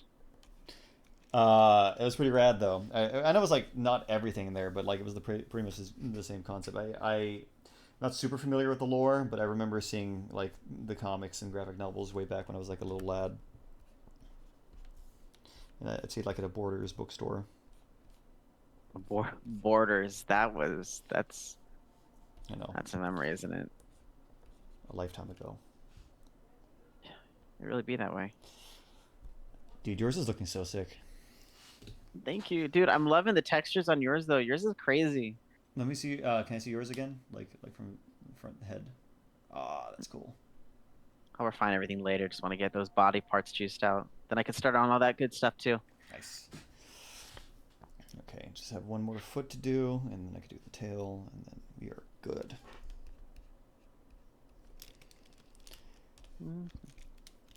I think I'm not gonna. I mean, I think I'm gonna get more and more of like a dog foot. I'm not gonna give it that huge digigrade looking dino look. I think it might be a little bit I think it's like something different. Hanops. They're like semi-digitigrade. Yeah, yeah. I'll give it like a little bit of a bump probably. I kind of went with straight up like That's what I was curious. What'd you do for yours? Did you give him a little bit, like a little bit of a? No, I went straight up like digitigrade. Like the heel has like lifted up now, but like it's kind of got like T-Rex kind of feel. Yeah, juicy. Because I was trying to figure out like would be a good compromise. So it's just like the foot anatomy is kind of like looking like more Tyrannosaurid. Yeah.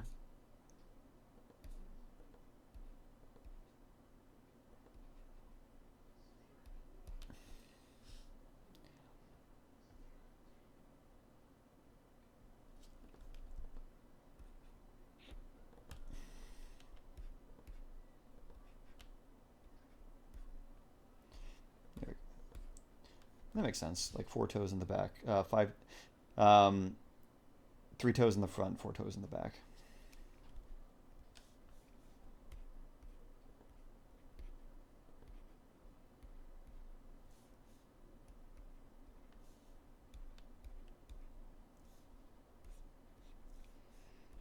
You know what? I think I'll make my guy sit. Oh, nice little sitting. He's a good boy. Yeah, I think I'll give him that good boy pose.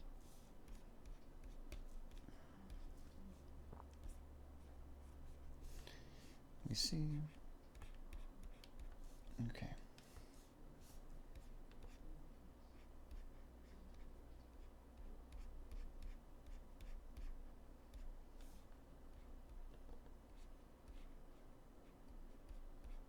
That way his tail will be like flat on the ground or something. It'll be nice. I really want at some point. I know I've said this before, but I will bring this up again for the audience so they know for prosperity's sake. I do want to do like we really should at some point do like designs of like the Turok series creatures. Yeah, yes. Like that'd be so rad.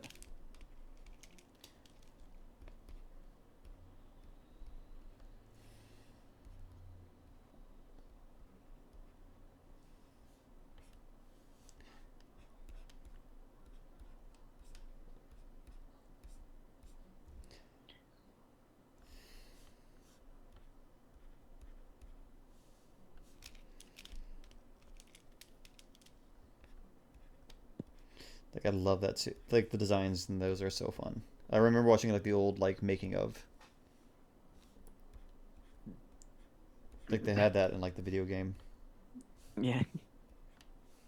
Like the original game series or the remake. I mean, Not the remake. Not the remake. It'd be the original. Yeah, like the original timeline, like Dinosaur Hunter through Oblivion and like Seeds of Evil up to Evolution.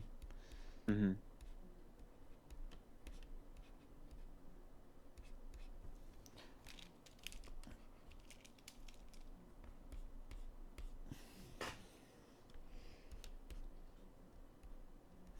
Yeah. Da, da, da.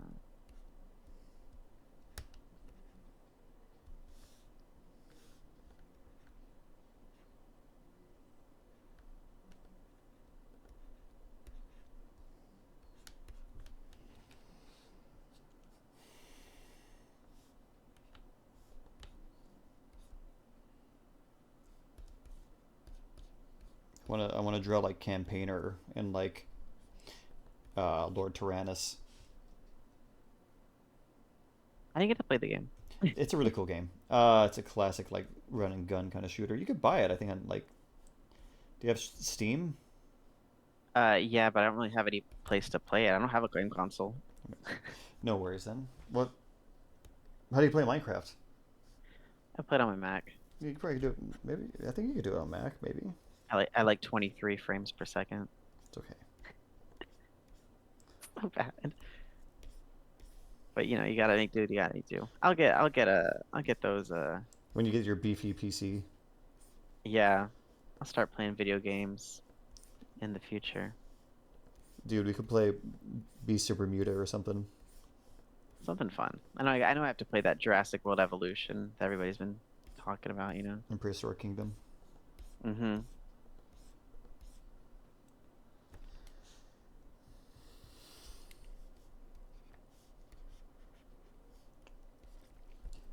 What is a paleo media sound effect that's like living your brain other than Jurassic Park because that's obvious. I was gonna I mean, say a paleo media sound, just like something that like a premium. like a specific dinosaur noise like from anything other than Jurassic Park that lives rent free in your head. Oh, thinking. It's a metallic cat scream Dilophosaurus from When Dinosaurs Roamed America for me. I knew you were gonna say that. You know I was. Oh yeah, look, Black Eyed Echo. Yes, yes, yes, yes, yes, yes, yes, yes. See, Black Eyed Echo agree with you. Yeah, see? They See? know. They know it's They about. know. They do know. See, they do move in herds. Have you guys played Dino Crisis 1 and 2? Yes, I have played both. I love both. And we at some point will be doing Dino Crisis as it decides. Yes. Robolophosaurus, yes. It sounds like a machine. It sounds like a chainsaw. We have like Justin and I like full transparency. We do like fully plan at some point in the future to like go through those like Dino docs and like redesign like the same way in which we're doing here, but like with those creatures and specific characters like from Paleo media other than Jurassic Park. Yes. Because I want to redesign some of the Dinosaur Planet characters like White Tip from White Tip's Journey and like Little Das.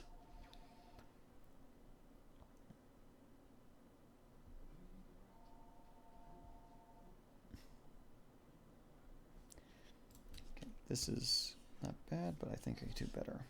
Just gonna do a little warp. A little warp never hurt nobody. Exactly.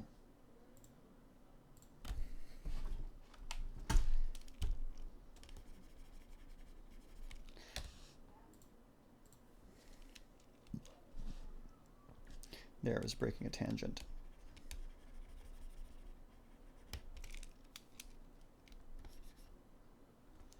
Another one is the what was it?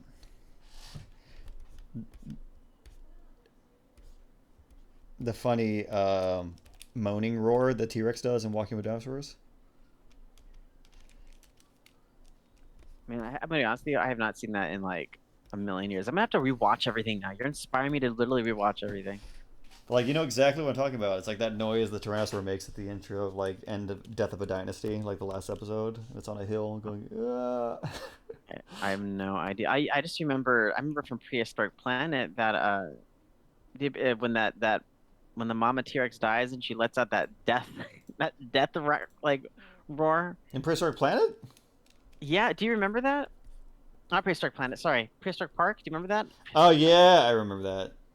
Oh my That's gosh. a goated series as well. We had to redesign Prehistoric Park. We were. That is. I had that. I still have that whole thing on DVD. It is sitting in my TV unit right now. I love it. But I'm serious though. We got to redesign that. We do. There's so many things we got to redesign. Redesign Nigel Marvin. Yes, we will. Could you imagine? Oh my gosh. I am serious. Let's actually do that. Like Let's make him into an action figure. hey, he deserves to be. He traveled through time. He's so cool. I love Nigel Marvin. That's my dream to get him on the podcast at some point. That'd be really sick. I'm That'd going be to really try. cool. Like if it works, hey, Why not? I'll be here for it. Okay, I think I got this edgy aggro. Edgy boy. They're all so edgy. Okay, I'm just gonna double line work.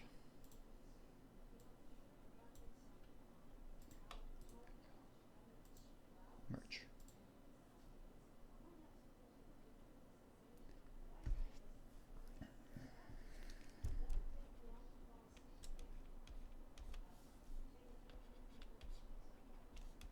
Yeah, that'll work.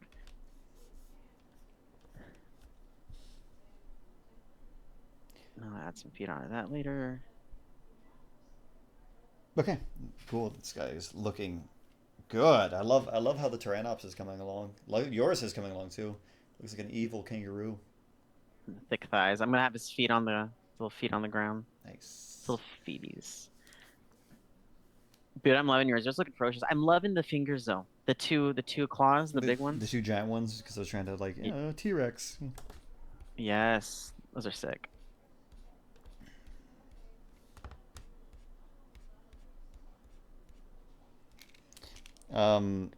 We also got to do Aladar. Oof.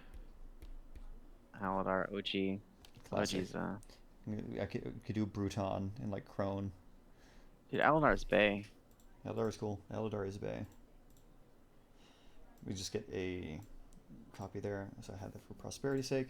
Now I'm gonna just do one last little warp to kind of, play around. Some things may change. Some minor things.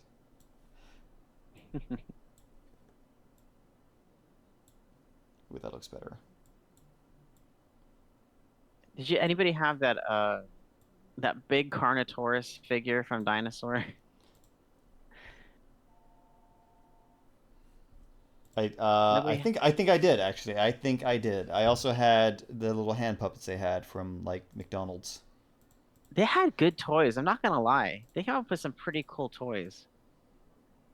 I thought they were pretty cool. I remember. I think that was probably a huge reason why I got like obsessed with probably with making figures too, because some of those toys had a lot of detail in them, and they were just you couldn't look away. I'm gonna have to make myself a Carnotaurus toy now. I had the big stuffed Alioramas from Disney World. That is a classic one. I know exactly what you're talking about. Wow, that's cool. I know exactly what you're talking about. That one's so rad. That's from because there's an Alioramus on the Alioramus Elements. That's on the ride, right? Don't they have one on the ride? Yeah, and that was designed by William Stout. I have. Do you have the behind the scenes pictures too? Yes. Those are amazing. I love them. I love them. Did you I say absolutely I love had them. the hand puppets and the Bruton's McDonald toy? Yeah, Bruton. But I really like, they had personality. That was the coolest thing about them, that they felt like different kind of creatures. Yes, back when McDonald's toys also were good. Also, so I had the final one. I made some minor warp changes, and they look nice. I just kind of pulled them. Ooh,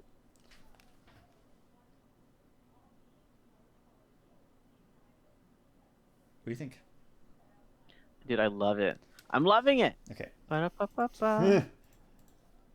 Cool. I like you can see the different the upper back muscle at the base of the neck, the nape there. Like Yes. kind of that stretch out of like that trapezium type muscle there. Yes.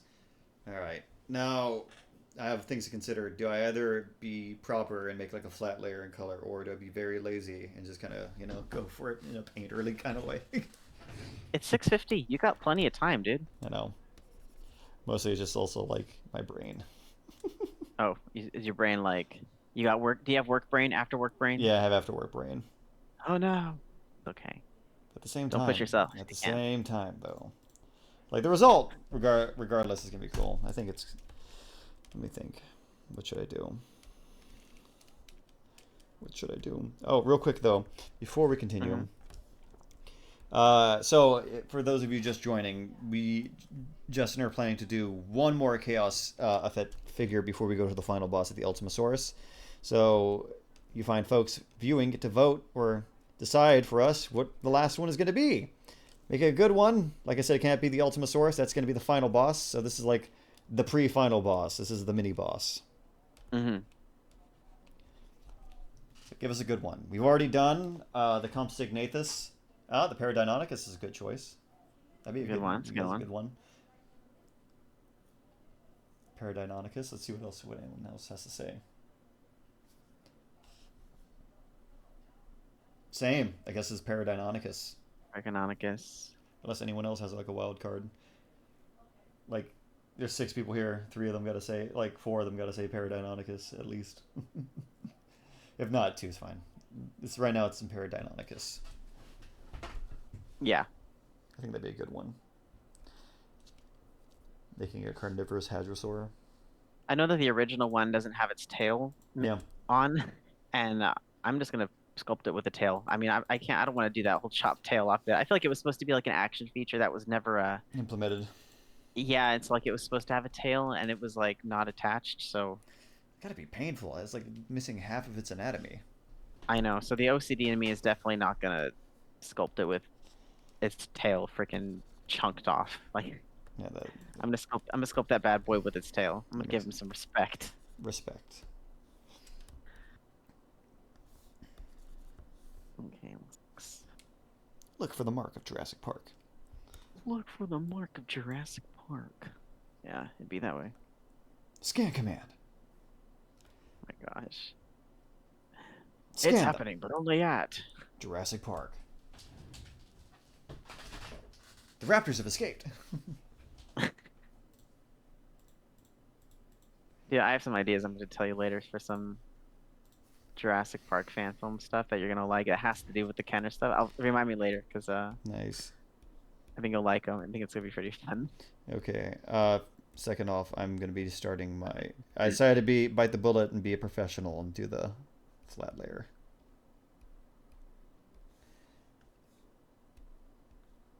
Don't get me wrong though, I love doing that nice flat layer. Just my little wrist and hands.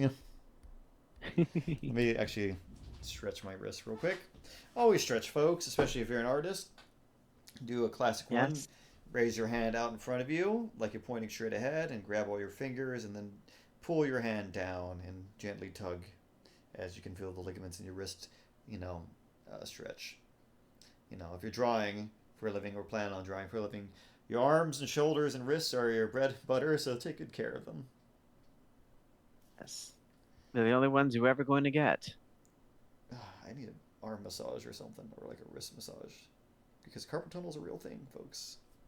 Really be that way. Do you have carpal tunnel? I, Are you you know, getting I don't want to, so I'm trying to do my, it? I'm trying to do my stretches so I don't get it. That was my biggest thing when I had to airbrush the dinosaurs. I was afraid I was going to get carpal tunnel. Like, Like for me though, like I got what's the word I'm looking for? I used to have a compression. That was so nice. I had this compression sleeve that would go over my wrist and arm, and that felt so good. ooh. It's so nice. Let me actually. I think I remember seeing you having one of those when you would work. Over Yeah, at the museum. that one was I so remember good. this. That one was really nice.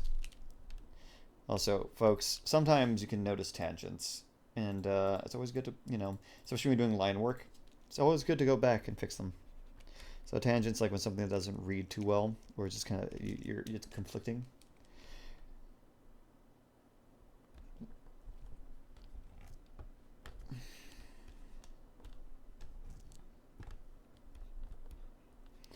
So like these teeth can be longer, so they don't just kind of rest in the gum line like that. And this is line right here that needs to be there.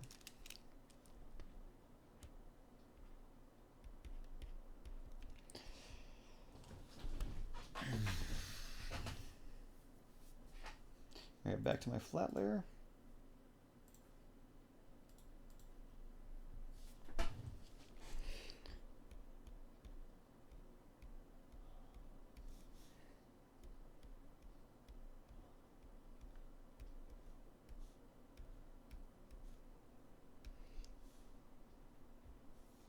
So I think we're at a decision.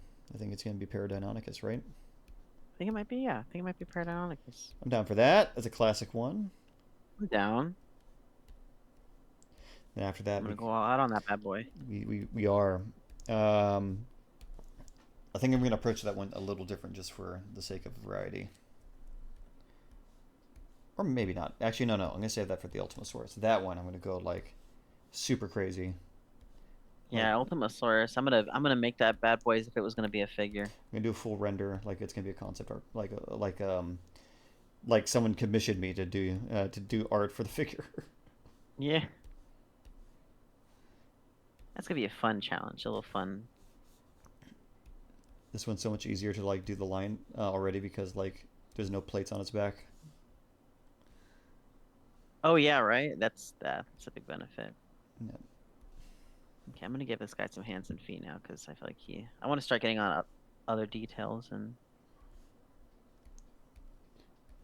So yeah, this thing I imagine this thing like stalking like evening time, you know, dispatching prey and like a large powerful bite like a saurian jaguar.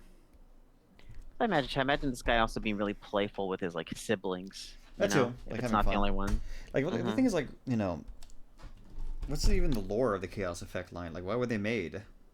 I just know that I don't. I mean, okay. Also, were they made on Site B or Site A? Or like, were they made on Sonar or Nublar? I think there's Sorna. Okay. So it's like.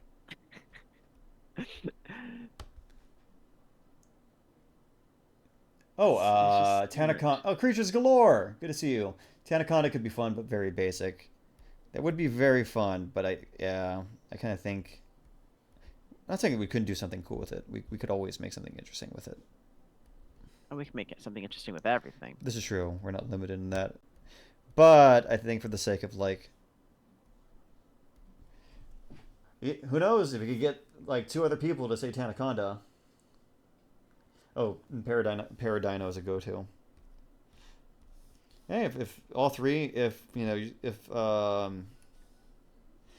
and 3 said that, we'd have a draw, and then we just had to bring it to one of us to decide. Mm-hmm. I think Paradinonicus is the one people are kind of going towards right now.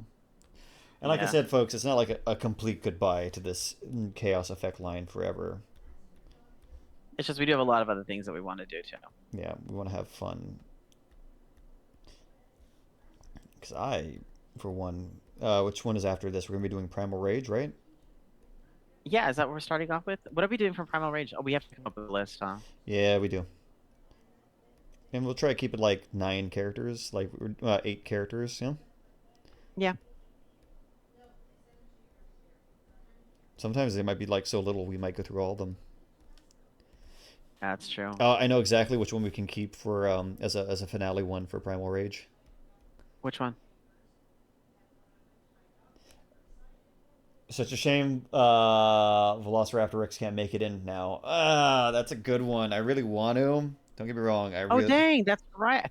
We did not do. I guess we didn't do that one. Darn it. It's okay. We can get to that one. Might be able to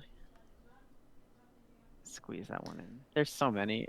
So many. It's so much fun. It is so much fun. Don't worry. There will be a part 2 of the Chaos Effect. But we wanted to at least start a new series and start some new creatures. That's true. We should do just a section on just like killer hybrids, or on just hybrids, and we could even do like, You know, like ones that were maybe like the Jurassic World game. Like weren't there hybrids in the Jurassic World game? Oh yeah, we could do those. There's so Like the much. Dino something. I don't know. There's a bunch. Yeah. Um, we could do like my favorite Chaos Effect it's my favorite of Chaos Effect hybrids, but the Paradino is so popular. I think the Ultimate Source is the perfect is the Chaos Effect hybrid.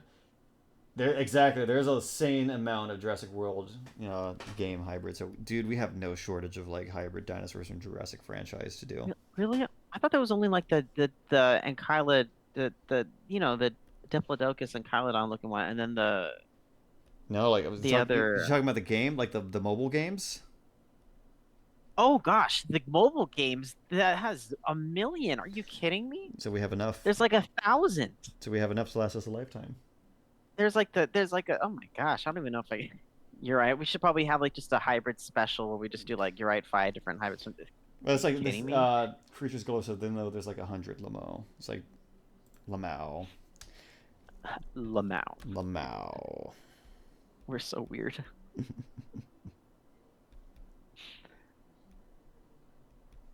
There's a Minecraft exclusive hybrid called oh my gosh. There's a Yeah, I mean Minecraft. Minecraft. Oh my That's god! crazy. I There's think a there's the a. armature. That would be cool because it's only on blocks, so we'd have to make it like a render as if it was like a if it was like like a I'm if it down. was like real. That'd be I'm crazy. I'm down for that, dude. We have so many for like hybrids in the Jurassic line. It's okay. We'll make a whole. We have a whole series. Okay, we can do that because we also want to, like I said, we want to do like the creatures of Skull Island again. Not just specifically dinosaurs. A lot of this is also just kind of like Jurassic core things. So like things that kind Yeah. of feel like in the I guess you would say the lane of like that kind of creature effects Stan Winston esque. It doesn't have to be that specifically, but like we just want to have fun and also That 90s movie monster movie kind of think feel. exactly. And that's I think it's specifically just gonna be from there. But like you know exactly what I'm saying. Oh, Drew's here. Hi, Drew. Good to see you. No worries. Thank you. We're just thinking about the next hybrid we're going to be doing, which is going to be the Paradeinonychus from the Chaos Effect line, which will be the last mini boss one we do, and then after that, we're going to be doing a huge, dedicated, like week long, um, not like stream that'd be insane, but like our stream is going to be like we're probably going to do like what 2 streams or like what? Yeah, we could do like 2 streams. We should do, you know what? This may be a hunch and might be I don't know. Do you think that maybe we could like what if we collab on it and we both put together into one Ultimasaurus design and then we turn it into a figure. We do it as like an RJ, like a Jurassic Core special, Oh, that'd be kind of rad. like an Like we actually. like our first collab, yeah, and we'll do it like an RJ and JurassicJustin like type thing, and we'll make it like a real thing, I'm down for that. So that means like you we'll know? we'll do the design together. Yeah, So I could do it. and like hey, I could open up Photoshop too, and we could like just try it out, Ooh, nice. There we go. That could be We could fun. do like a proper like. Oh, and there's the Mortem Rex and the other Apexes in Jurassic World Live. That's a thing too. That's oh yeah, So many, so many there's hybrids. so many hybrids. And of course we have the. We were talking about the scrapped Jurassic 4 concept art with the human dinosaur hybrids like the Dino Huog Then a Hwug. because it had dog in them apparently. That cracks me up. The name still kills me. I'm kind of down for that.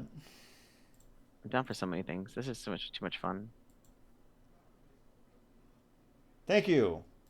Wait, which one? I think Justin. I think it's yours. Yours is looking amazing. But you got a Rex dog too. I guess they would be, but like I think yours is more doggy. Yeah, but yours is like, but yours I feel like would be in a dog position. It's just Oh, standoff both. right Okay, now. thank you. I feel like he's barking. That'd be kind of cool. He has like a weird like bark mix with like the T Rex roar. Yes. The ultimate good boy. Both Rex dogs in your eyes. Now here's the real question: would you pet one of them? I would definitely pet one of them, to be honest. Yeah, if it didn't bite me, it didn't try to eat It me. would probably would still try to eat me, but you know, just like you're so cool. What a mood. I was like, yeah, you know, I accept my fate. I accept my fate. There you go. Okay. Nope, did not want to do that. If I die, I die. At least he got to pet one amazing Rex The doggo. goodest of The boys. goodest of boy.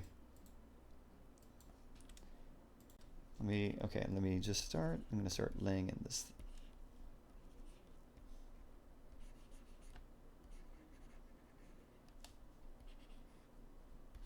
That's a nice Nice. counter.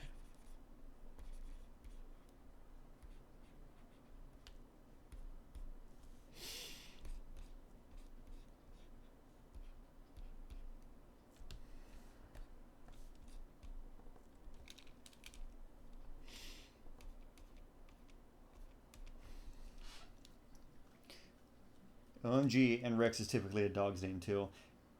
The ultimate combination of animals, best theropod and best Permian synapsid. This is true. This is true. They roll over.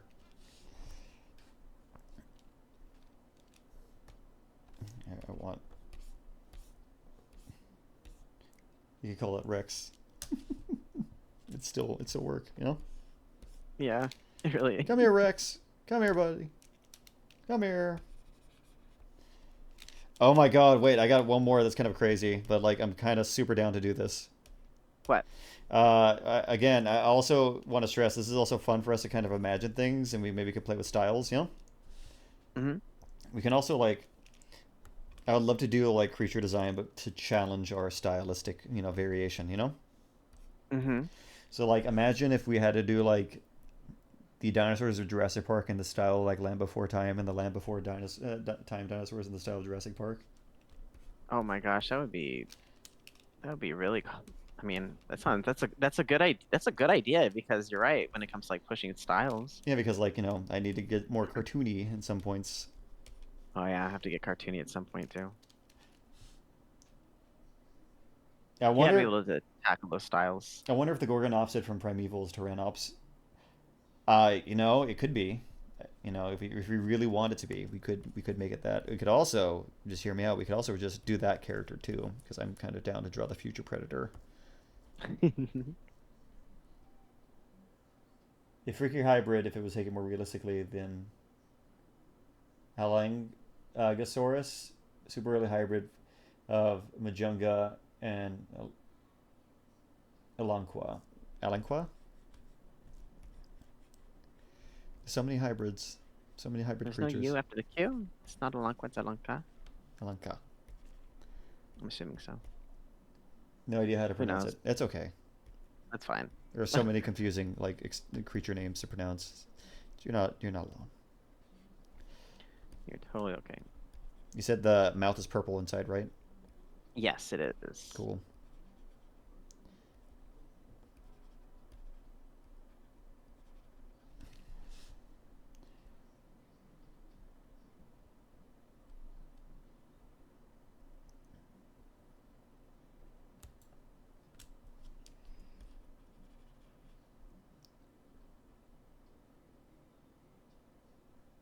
Is actually a Tyrannosaurus species. Heard it here first. Yes, this is true. You know, Justin, I'm sorry for spilling. You know your dissertation paper you've been writing. So, you know, sue me at. I was Hmm? I was writing a paper. Yeah, Wow. I know. Dang, Like I'm you know, impressed. just describing the you know the Tyrannops specimen in the show Primeval. Wow. Tyrannops or Tyrannonops? Tyrannonops.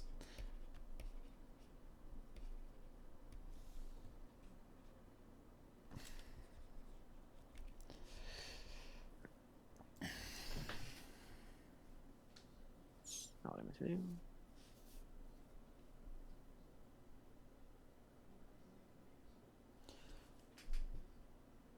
Archaeo ornithomimus. Yes.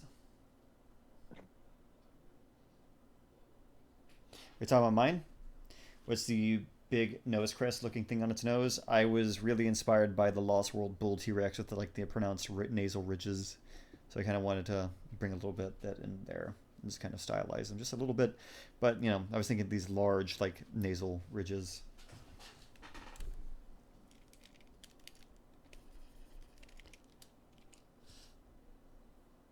Thank you.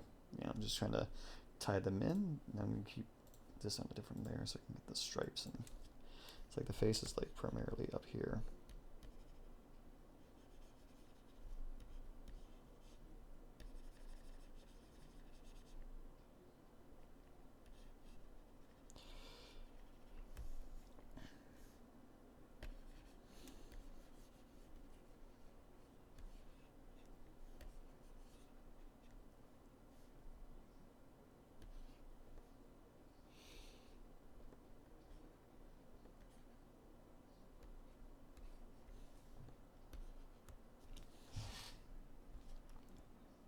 Yeah, helps bring out. That's exactly what I always like to kind of do, to think about the silhouette of the creature itself and kind of play more with it. You know, make things. Because right now this is one of the territory creature design. It helps it from being just a fancy colored Gorgonops from the original toy. Exactly, because like it's a very subtle design. Like it just looks like a generic kind of synapsid predator. Like, to be all honest.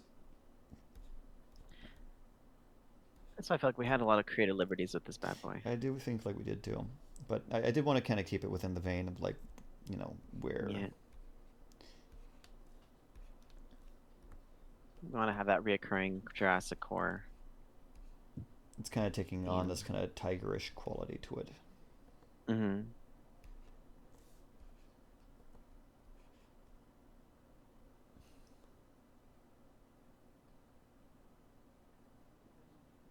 Yeah, it doesn't even have like a crazy like hybrid name. It just sounds like, you know, a believable animal. Huh? Tyrannonops. That's the irony of it, huh? Yeah.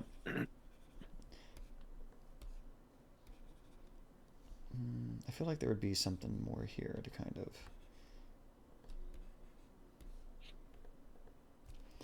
Okay, I'm gonna play with this real quick.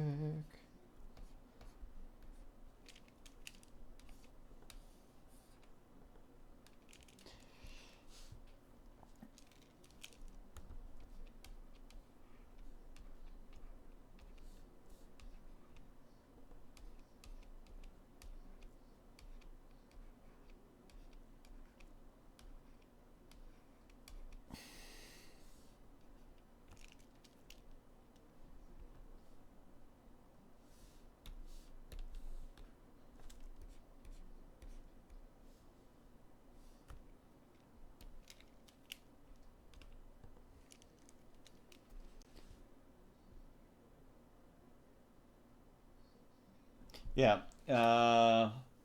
Tyrannomimus is a thing now. It just got discovered in Japan. Yep, it's like that ornithomimid that's got like tyrannosaur-like hips, or like very similar.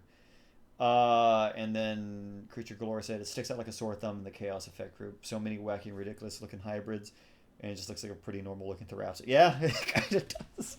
I kind of, you know, in a weird way, I kind of love it for that. A really good rendition of it that was just, to be honest, more played just straight. Like, you know, the design was by Rodrigo Vega. Remember when I showed you his design of the Chaos Effect figures?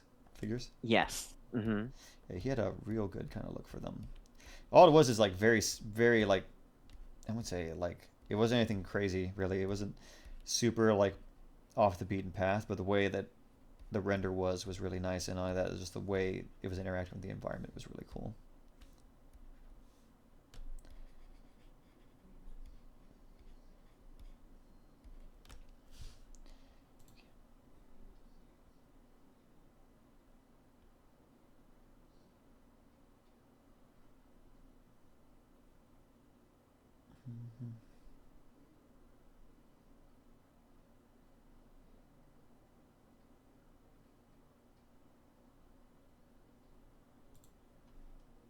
Mm-hmm.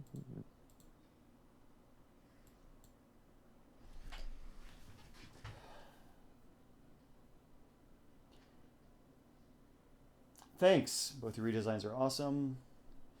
I saw this nice one that leaned to the transfer aspect of it, making it like a bipedal, kind of like a Pososuchus. Yeah, I think I've seen that one too. That one's a good one too. There's so many cool ones out there. Speaking of, that's another one I was trying to remember. That Osasuchus noise from Walking with Dinosaurs, where it sounds like it's screaming. You know exactly what I'm talking about, though. It sounds like a person screaming. It's like, ah. I'm sorry, but when you say person screaming, all I think of is a screaming goat. It's like this. It sounds like a person with like layered like vocals screaming. It's just like. That's all I remember about like the Posasuchus. It's like this funny sound that comes. But that's what I love about Walking with Dinosaurs. Like they sound weird and bizarre. They sound, odd. They don't sound like animals today. Like a lot of them, still held up pretty well, I think.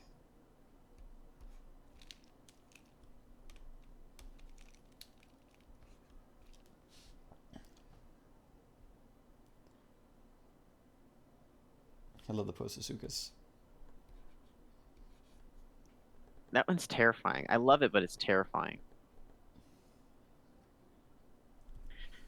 I just remember They the kind of, yeah. animatronic. DGZ said that. Oh my gosh! Yes. Yeah, they do. They do sound like ice cream rocks a little bit. I can't unsee that now. Like that scene when I know what you're talking about. Like when it flips when the Venatosaurus gets like flipped. It's like what? Yeah. What a riot! That's the whole funny part. Okay.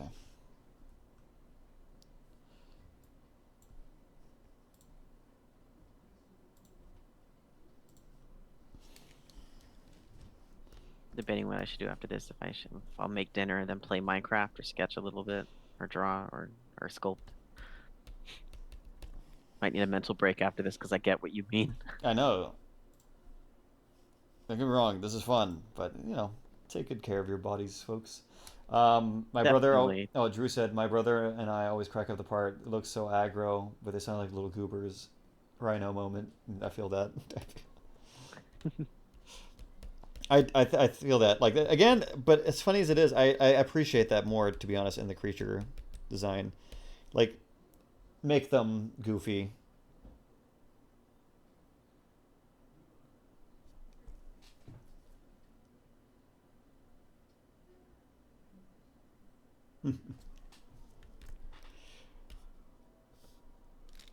Let me get the eye in. That's a little not exactly what I'm trying to do. There we go. Oh yeah, there we go. That pops.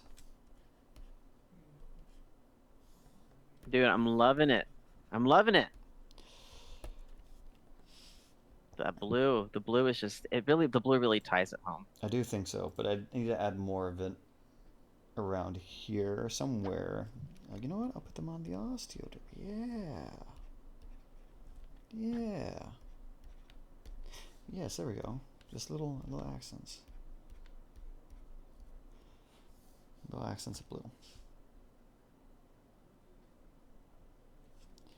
Maybe a little on the top of the snout.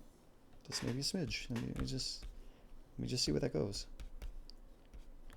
Ooh, that looks good.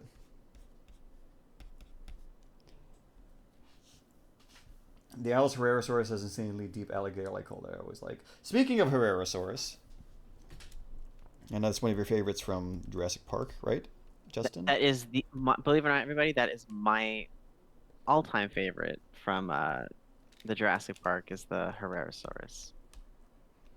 I don't know why. Don't ask. They're really good, though.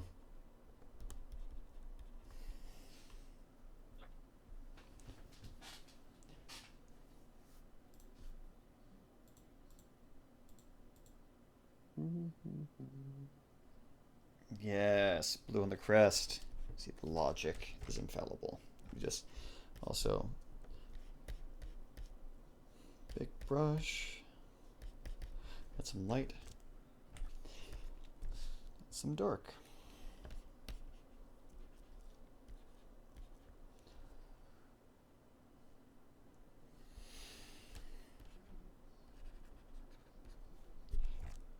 It's okay. You don't have to be so specific. I know what you mean.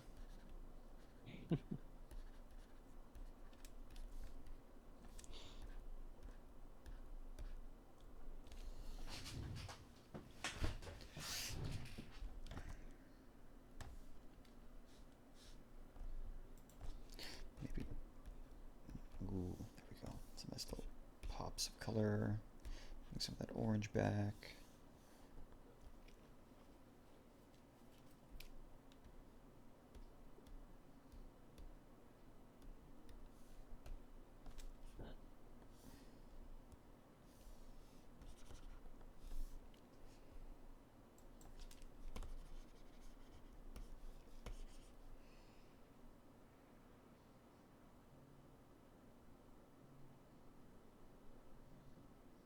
So have you guys considered the size of the hybrids?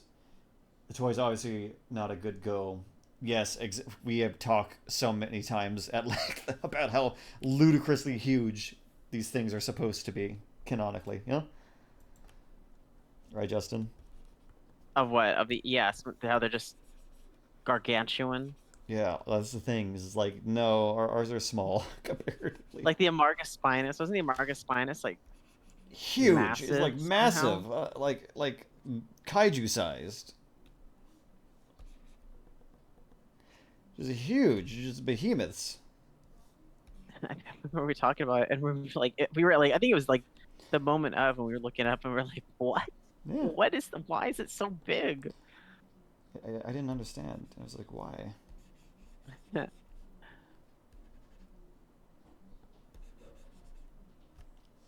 There we go. Kind of wanted to bring more of that patterning back.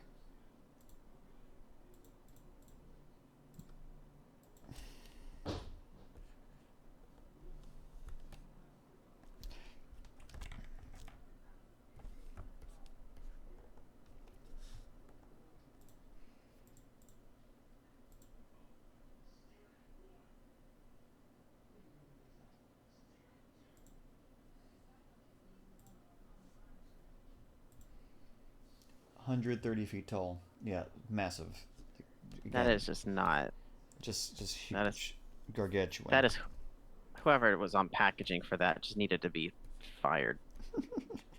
Because what the heck? Huge.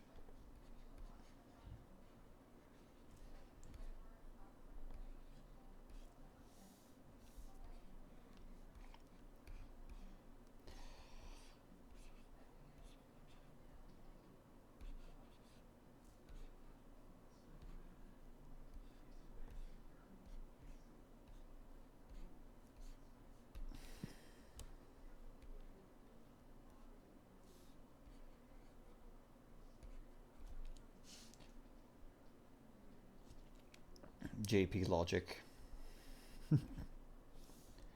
I would say so too. Me. It's right there. Okay, there we go. This guy's getting somewhere. The magic is happening, sir. Yes. Let me do one more layer. Get that purple.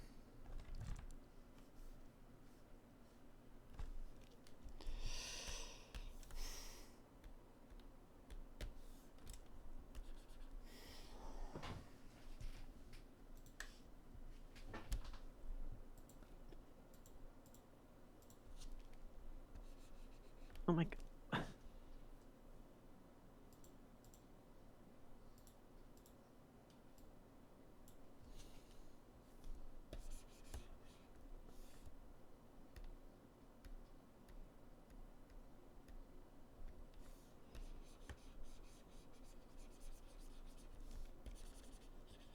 Mm-hmm.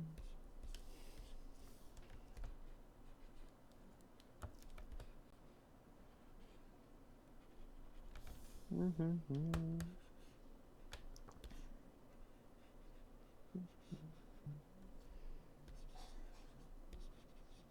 Oh yeah, sure thing. Could just go. Have a good night. Take it easy. Thank you for joining.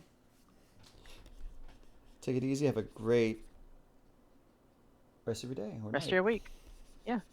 We'll post these.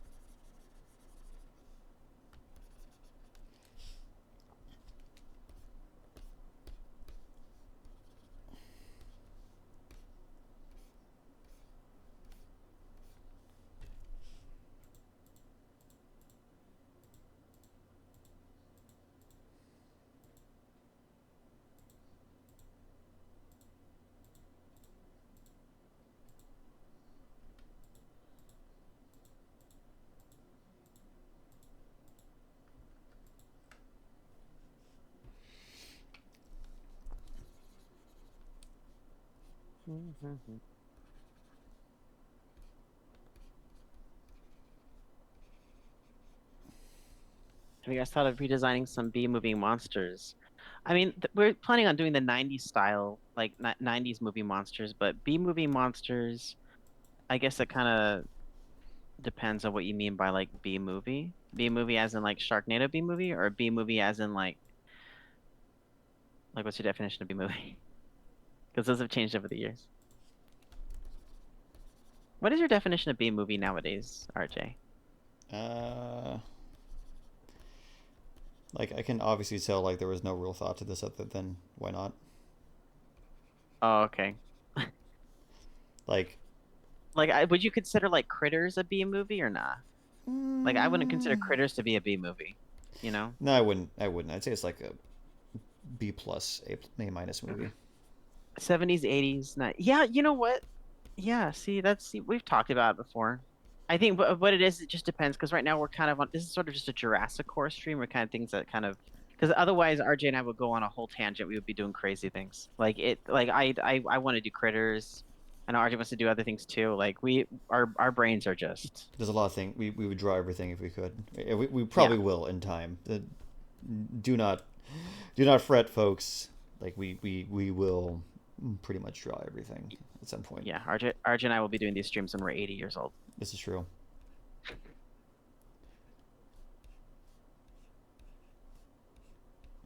But yeah, you know.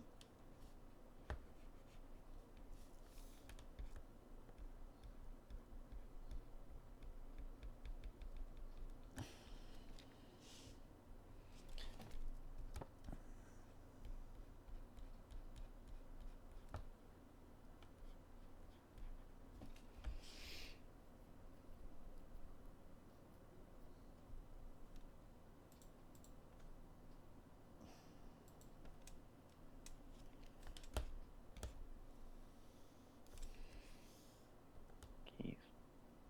Mm,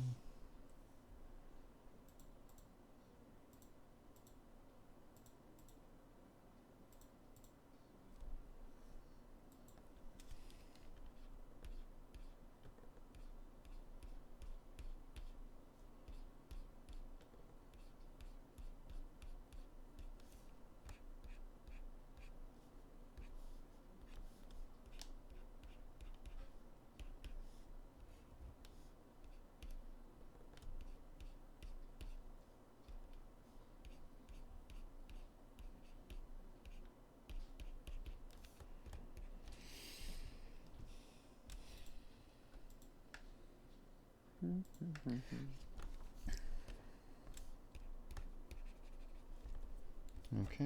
I think we're getting there. I'm almost at the point where I feel like this guy is kind of done. Dang, I'm still got a detail. Now you're fine. Take your time, buddy. I'd like to like if we do the series though. Oh, Fridge Raid. Have you considered printing a life-size copy? I think that's a What do you mean? like a Like life. a like what Rod's Random Works makes he makes life size copies. I think they're asking you. That's what I'm saying is like Rod does life-size copies. I would check him out. Did you mean like a maquette of a copy or a? I think it like 3D printing like a compy action figure.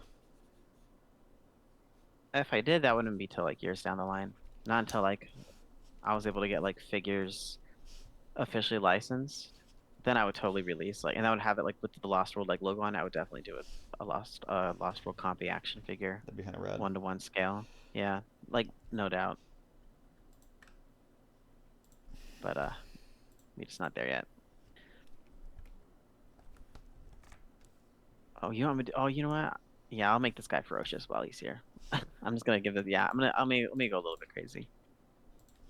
New folder, head, eye, and then new folder, jaw. Okay, this guy's gonna get it. Let's make him a little bit scary.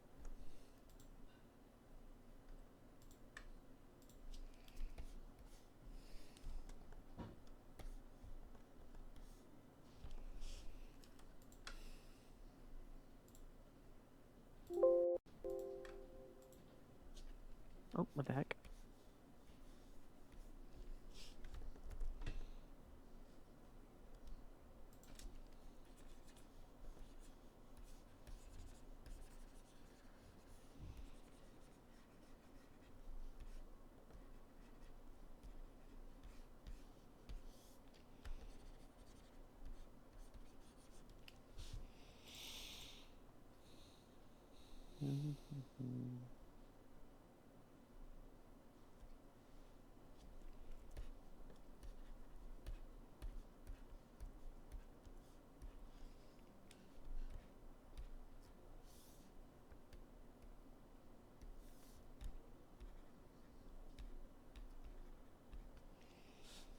I know the action figure is supposed to have like a really, really, really large mouth, so it's just like I feel that. give him that really, really, really wide. Kind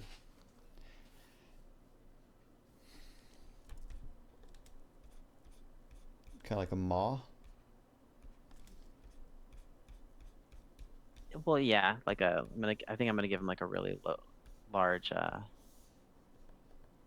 like like a tiger when it's roaring, kind of. Ooh, that's there we go.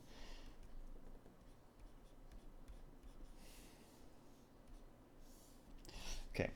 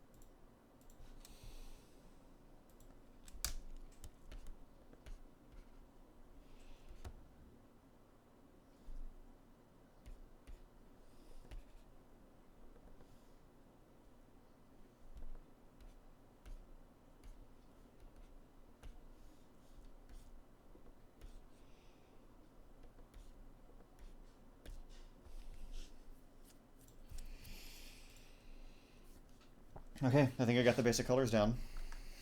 Hey. I got the colors down, and I was gonna do some colored line work, and then I'll do my little poses. So after I finish, folks, after I kind of get to this stage, I'm just gonna do some colored line work, and then I'm gonna start doing some like action poses for flavor, like 3 of them.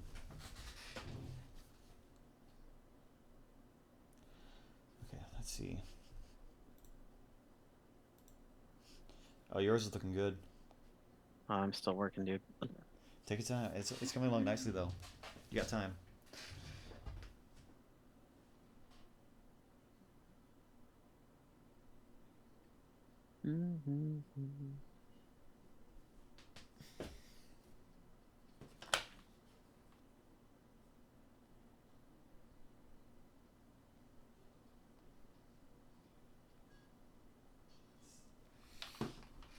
Okay, let me get the other line work. First, let me put all this cool color stuff in its own little layer.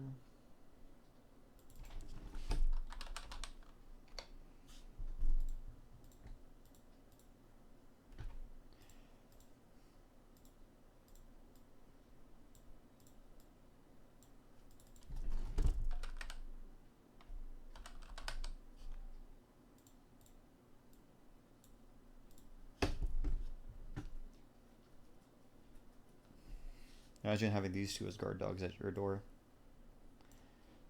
And be barking at everything. It's like the most like T-Rexy kind of barks ever. Okay. Yeah, like these honking barks. Just they're so loud. It really would be. So this fella is more orange dominant, and I want something more neutral. You know what? Maybe some blue lines. Ooh, maybe that.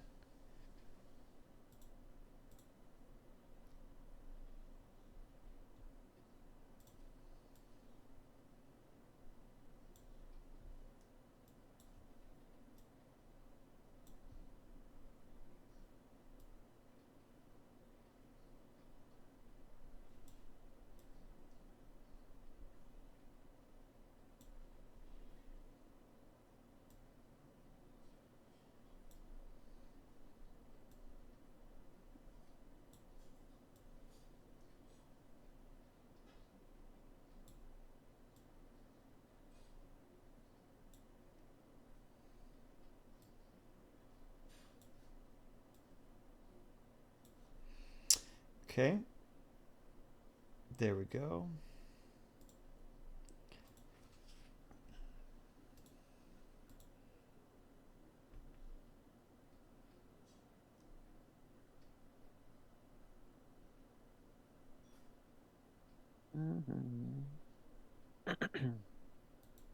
Ooh, that looks good.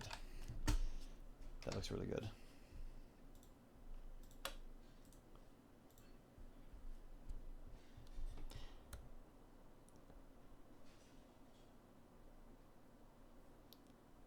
Okay, once I get that where I need it, Shift Control, Alt E. Nope, did not want to do that. Turn that off. Shift Control Alt E. There we go. Turn off these other layers.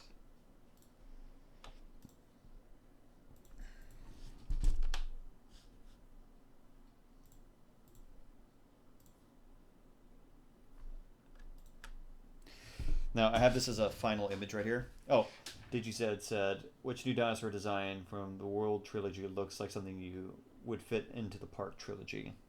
So like what? I guess what dinosaur design looks like it would fit from Jurassic World into Jurassic Park if it like appeared earlier. None of them. Ooh, hot take.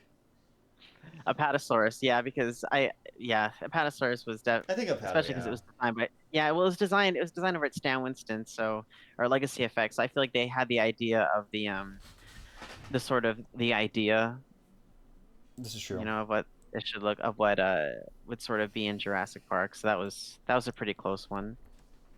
Yeah, I feel that. Yeah, everything else is just no, because everything else is too lizardy and dragon-like. This is They went true. with a whole different route. They didn't really feel like animals anymore. No, they didn't. They made them to sell, you know. Yes. Yeah, I agree. Let me try this. So blue lines, I'm going to put a gradient here. I'm going to harmonize the colors now. Harmonize. There we go. This is always the fun part when it comes to Are you looking at the light your show? renders. Yeah, when you start doing the gradients and everything, it's just so much fun. Oh yeah, the Giga was a whole different. Don't even get me started. I don't even like blue. I don't like. I'm sorry. I mean, I don't think it. I don't think a lot of people knows it. I'm not even. I don't even like the new ones. But like, I know they're Jurassic canon. We have to love them. But I don't. I'm fine with that. That's okay. You can Yeah, hate me all you want. it's okay. Well, you know, I'm You know, not. but I think that what it does, it just opens up the realm for like people and like fan films. Like makes. I want to see other people's stuff now too. Like go ham, go crazy. This is true, and I agree. I'm not really the biggest fan of World. Like the World Series, I like. I get why they exist, but it's not something ultimately that caught my attention. I consider them. I don't. I think I might have. I don't know. I think I offended a few people. I remember you know, when people start giving like their kind of reviews on Instagram. Yeah. I see the Jurassic World movies as like a fan film. They're not They're really not. They're just like a fan trilogy. They're not Jurassic Park or Jurassic at all. Really, they're like a fan film, and they're cool. And in a fan film sense, they're great. They're pretty good, you know. But that's pretty much it. I Like, feel like there there's was not really no. much else you can do with them. I just don't feel like there was any semblance of like design or kind of, or when the first series, at least for the first movie, like there was a sense of like continuity of what we're trying to make here. Yeah. And I felt like Might that. be in the first one. The first one, I felt like even the animals were too. Everything was just. I guess actually you're right. In the first one, there was kind of Oh no, I'm a. not talking about Jurassic World at this point. I'm talking about Park. Oh yeah, no, Jurassic Park. That's its whole. That's a yeah. They it just again it feels very disjointed from each other. Yeah. And that comes down to like design choices. And that's not really anyone's fault other than the direction of the studio and producers and production and the director. Like the artists working on it were putting their all into it. Yeah. 100%. 100%. I was gonna do one more thing. Um, yeah, I'm gonna do my levels actually. This is gonna be an added little thing. Sometimes I actually go into levels to play with contrast. Actually, hold on. Let me. Nothing was selected. Curves. There we go. I got so mad. I'm sorry, but you're right. I got so mad at the Giga. I got so mad. I was like, because the thing is, in reality, it's a beautiful. I think everybody else can agree. It's a beautiful animal. It really is, and it had an amazing chin. Like it had like the Oh no, crimson they chin. really You they know, really did it dirty. they No. did it dirty. Like, why would you do that to? Why would you do that to the Giga Chad of dinosaurs? This is Like, come true. on. This is true. You don't disrespect the Giga that way. How dare you? Yeah, they did dare. Ooh, there we go. There it is. So I added a couple more. Dino Crisis 2 Giga is peak for pop culture. I really do love that one. It is a really good design, and like I said, we intend to at some point get to that one when we do our. I had this plan for that reminds me I had this plan for like for I think I'm doing it for YouTube videos. I've already started, but I'm redesigning like um I'm doing like figures of like accurate, sort of more not accurate. I won't say accurate because nothing's accurate. Up to date interpretations of particular dinosaurs, but like in the style of like with the color schemes of Jurassic. And I know the Giga is definitely up there because it's so sick. This is true. Okay, and yeah, there we go. I got the color for the sky right here. Let me just mosey on down to the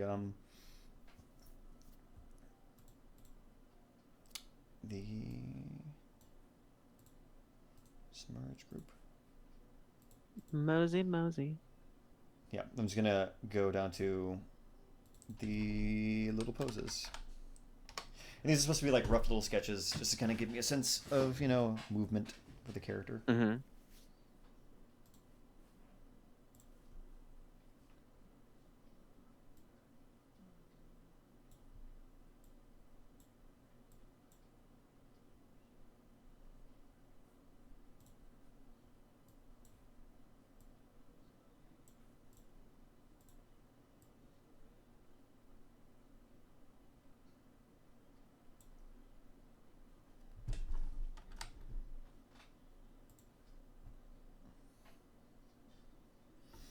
Okay, let me just do this, and I'm gonna start.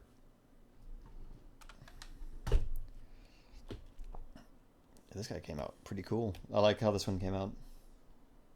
This is a fun one. Yeah. I also really want to do the Paraworld creatures. I love Paraworld so much. What's the parallel creatures? What's that? Yeah, the Paraworld dinosaurs. It's an RTS game where you like play warrior. Like you go into this alternate dimension where like war. I think I told you where like warriors ride dinosaurs. It's like Dino Riders, but like Oh. ancient. Okay, okay. I hear you. I hear you. That's interesting. Yeah, I really want to. I'm gonna do this guy doing like a little stalk.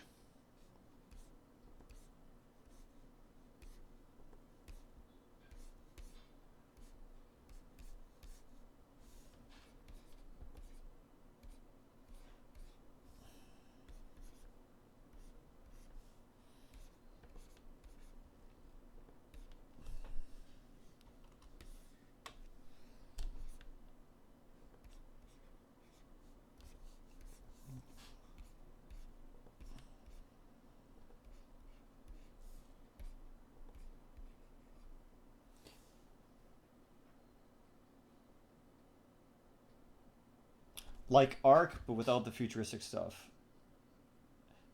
Ah, the Dust Riders theme is cool. Yeah, see, did you said you know? I did not know you were this cool. That you're proving yourself to be really rad. See, like I love Paraworld. Like I remember I played in 2006. It's like a very low key game. Like not a lot of people really remember remember it.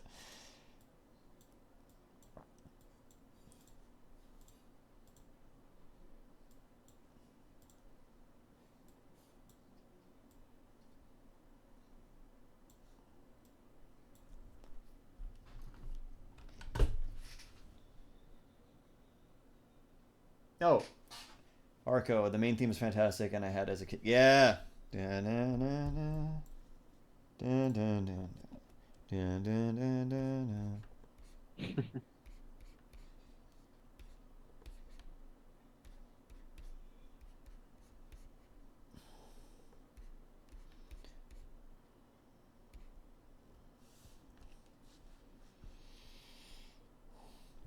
I think I'm going to do 2 poses for this guy, but focus on actually really detailing these poses out a little more.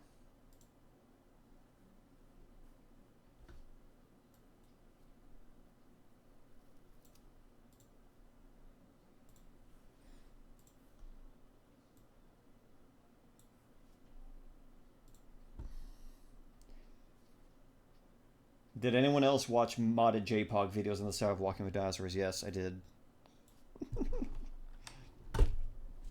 They would do like have the encounters of like specific creatures, but like it's supposed to feel like you're watching Walking with Dinosaurs. That still survives. People do the same thing with like Jurassic World Evolution, which is funny.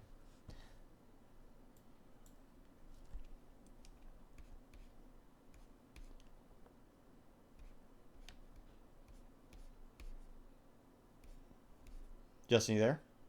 Oh yeah, I'm still here. Cool, cool, cool. Sorry, I'm like, You in the zone?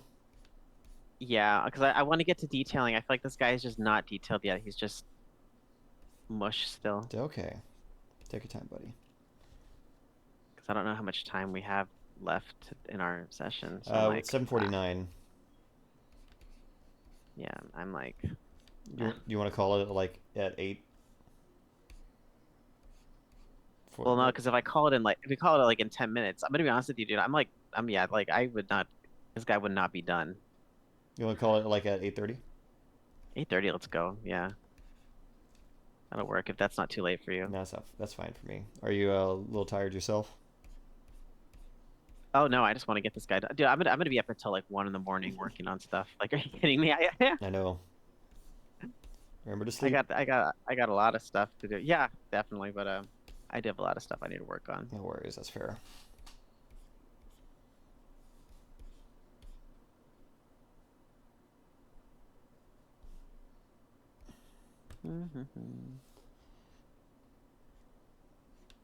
Getting back to that earlier conversation we had, another like sound that's like forever ingrained in my brain is the Albertosaurus shriek they did in JPOG.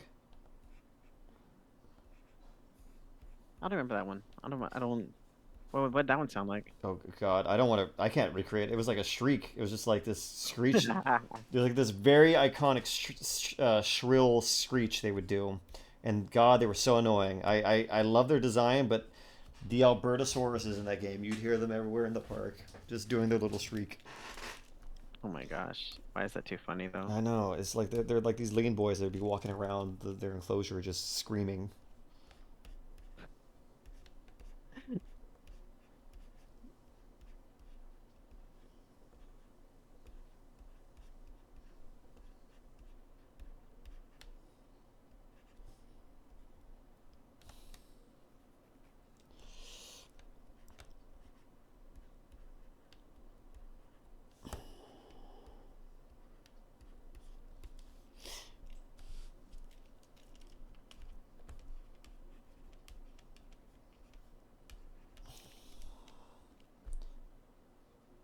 Hmm.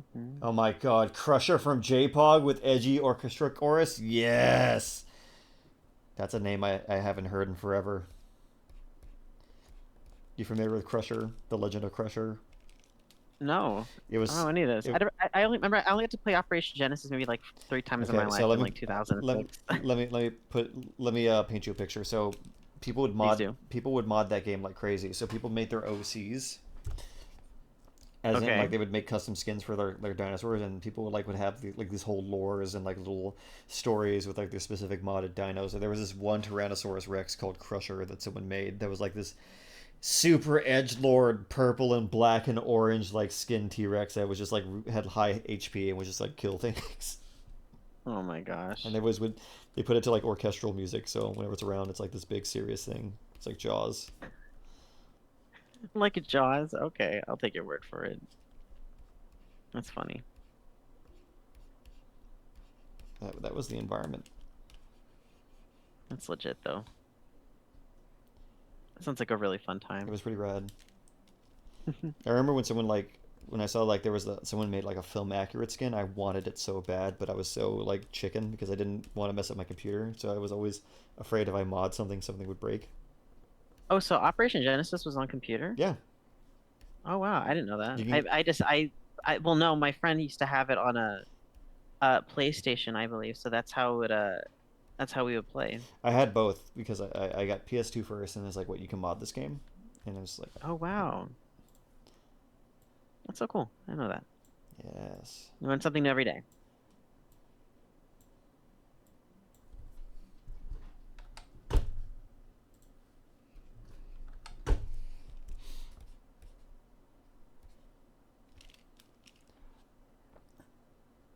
Oh my God, that's funny. The person who made the Crusher skin is now one of the people who works for Beast of the Mesozoic.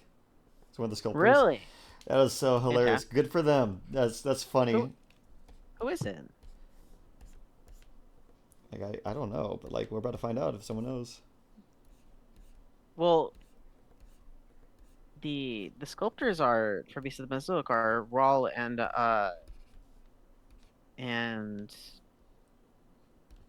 dang, what's the other guy? I forgot. Dang it. Jacob. Yeah, Jacob Bard's say? Yeah. So it was Jacob. Dude, you know Jacob? You know the guy who created Crusher? What? I don't we know Raw because he joins us on chat. No, this is true. He doesn't here.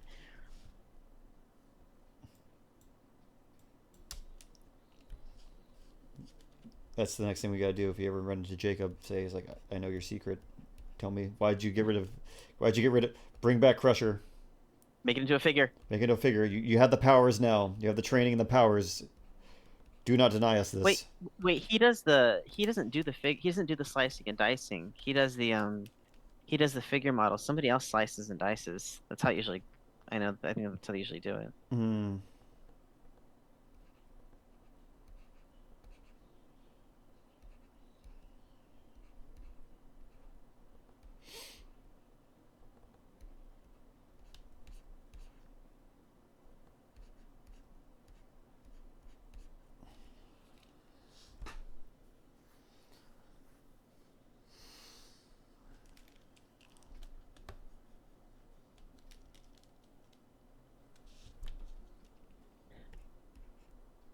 That's such a small world. Isn't that crazy? The thing, you know, the paleo nerd community is pretty small. It's a good thing and a bad thing. We're It's a growing. good thing because we get to, we get to keep our community together. It's a bad thing because then like um We need new fans. we want more. Yeah, we want more friends. We want more friends. Mm-hmm. What a riot. Okay, so I got this guy doing a little stalk. I'm gonna add some like light, and would be like a nice another pose for him.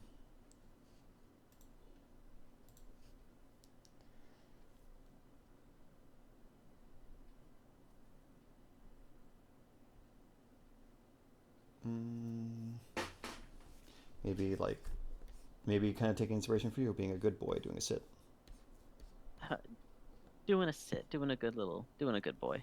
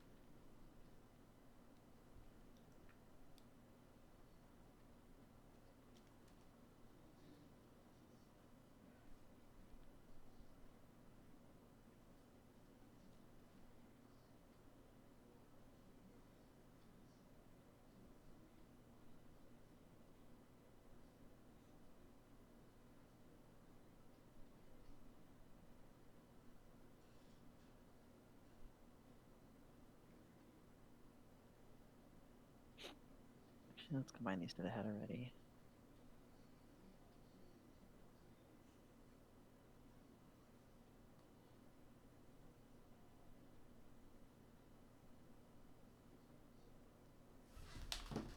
Ooh, that's looking good. That's looking really good. Okay, so let's get this guy doing a sit. Being a good boy. The goodest of boys. Goodest of boys. Angriest looking of boys, but still goodest of boys. Still good boy. He's a grumpy boy. He's a just grumpy lad.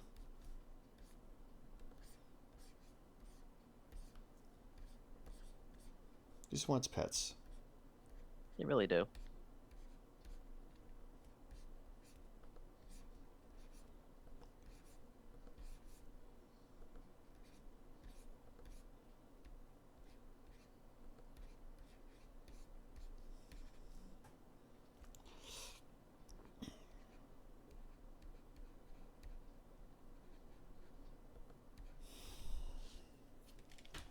Mm-hmm.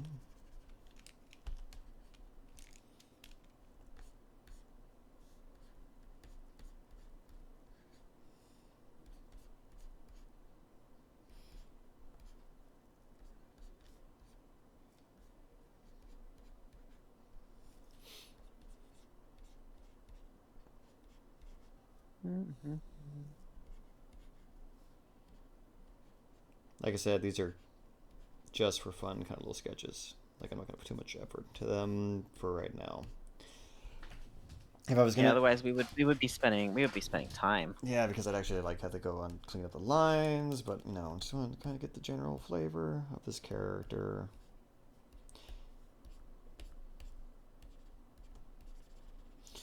This is about You like, know, if I was doing it like if I was to go full town on this thing, then I wouldn't even be jumping and sculpting first. I'd be drawing sketches and oh whole yeah, thing. it's a whole process. Like I said, getting back way to the beginning of this, we're talking about finding your own efficiency and finding a workflow that works for you, and don't worry about so much the workflow of others. You learn from them, but at the end of the day, you know yourself best. So find one that kind of gets the best production out of your time. You know what I mean? Yes, 100%.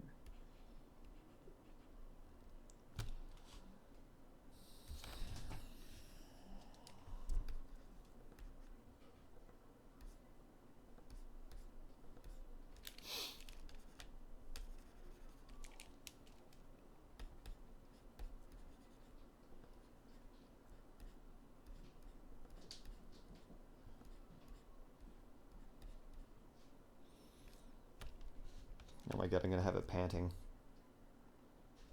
I think it just ran, like it ran a mile. Yeah.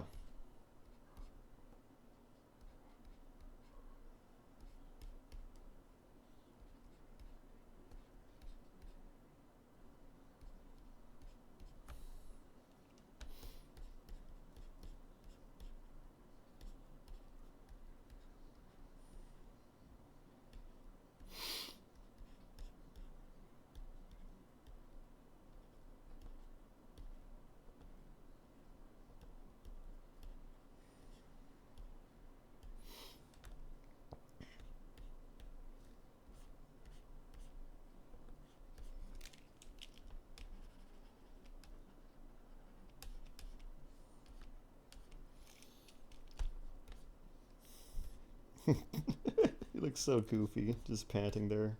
Ugh. But I love it though.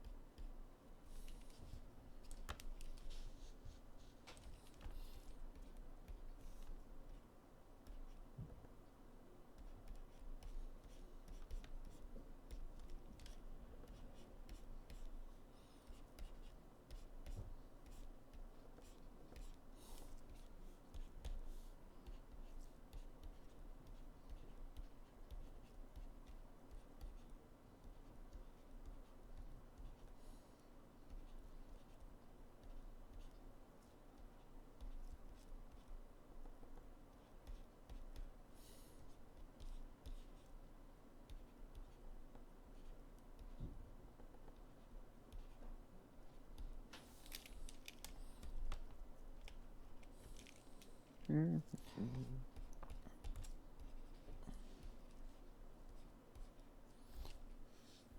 Nice.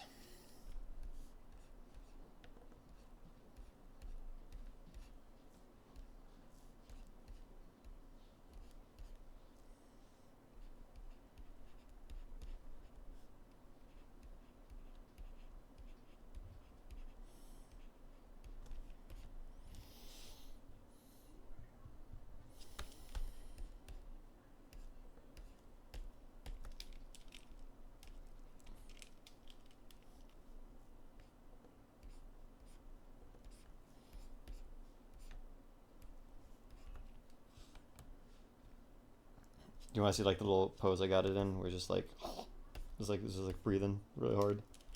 Ooh, show me. He's just kind of like. Oh, he's out of breath. He's out of breath. He's tired. Look at him. He's sleepy. Oh man, that's so cute. He's a sleepy little guy. You know, he tuckered himself out.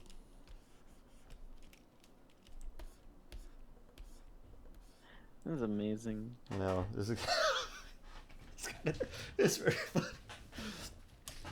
See, again, I will always bring this back. You can make the most serious death machine, but come on, at least one time for just for artistic diversity and to show that you can do more. Draw them being goofy. Just draw them being so silly. Just have them in the dumbest, dopiest pose. Because that's more natural in a way. Like a tiger is not going to be like a death machine every moment. Exactly. Thank you, DigiZ. He got the zoomies too hard. He ran around, you know, he was eating up on like ornithopods on Isla Sorna or whatever, and chasing around pachycephalosaurs, and now he's very tired. One of my favorite little memes I've seen is that like it's like someone redrew like a little. It's like one of those memes where they take like a chubby kitty and you hold it like in your hand and you say like he's full of soup. What the heck? Yeah, it's really adorable. It's funny. But someone redrew over one and made like a small allosaur and it said he full of thyreophorans. Oh my gosh. It's like I love the paleo community. I love the paleo memes. I always come up with the bestest of memes. They're funny, but like they're so obscure. They're so obscure. Oh my god. Okay, I'm just gonna do.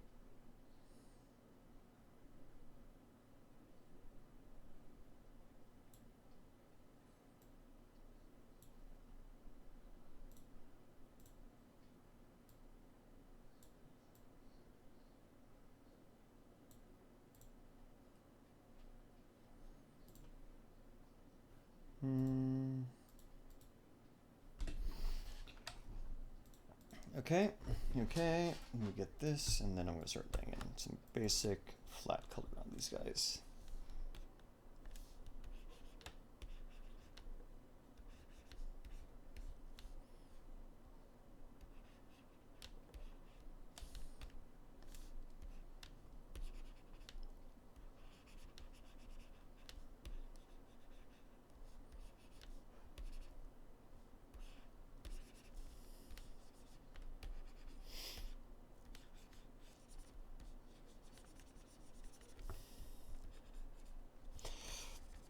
What is a piece of paleo lost media that you enjoy, Justin?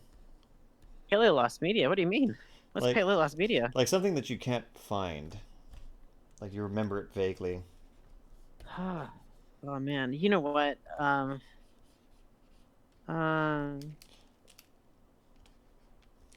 dang, I don't remember. Oh, That's a deep one. Drew, That's deep core. Do you think they do a little blip here and there with their tongues like a puppy? Yes, yes. Probably, yeah. I hope that's. You know what? I am the artist. I say so. I put my foot down. That is a creative decision. They do that.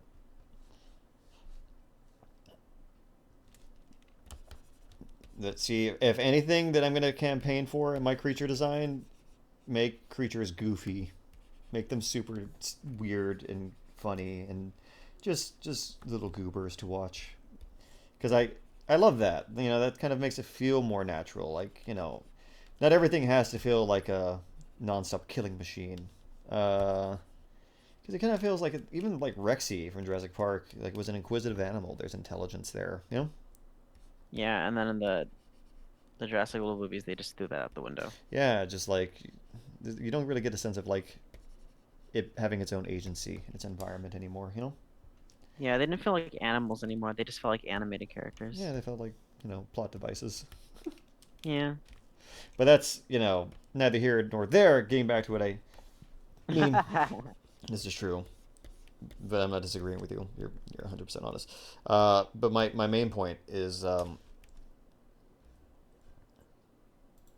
like that feeling, you know, like make them silly every now and then. Like a little silliness will do you a lot for your more believable creature design and world building because it kind of gets Yeah, some like even crocodiles are just goofs. They like climb up on things for no reason and then like get startled and run away in the opposite direction. yeah, because why not? Exactly, but I love them for that. Like, that's why I again it kind of just makes the character more believable It really does. because if you feel like they have a sense of agency and you know they're not always going to be batting 1,000 every day on everything, you know. Hmm. That's if you want to be more naturalistic. Like I said, you know, there's something to say is like you don't have to do that all the time. I will say the other end of the spectrum is if something is being like a xenomorph, you know, you don't need to make a xenomorph silly. A xenomorph is just kind of a, you know, alien creature with no kind of a like. Not saying it doesn't have things, but you don't really need to kind of emphasize, I guess you could say, its silliness unless you want to. There's no real right or wrong way. You could do whatever you want. Xenomorph is more like a intergalactic parasite. Yeah. At least that's what I always got from it. That's what they. I think that's what they are, pretty much.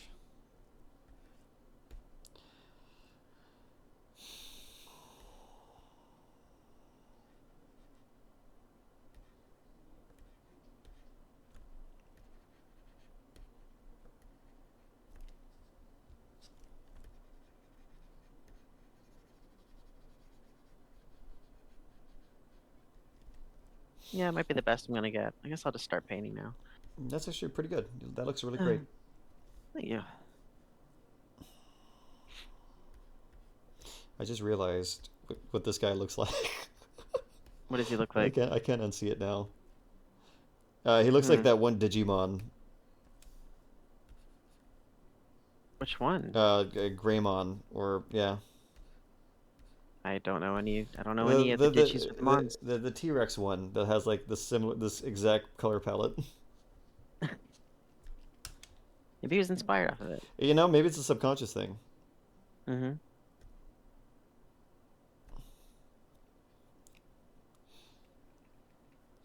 Digivolve 2. Lol, it is Greymont. Yeah.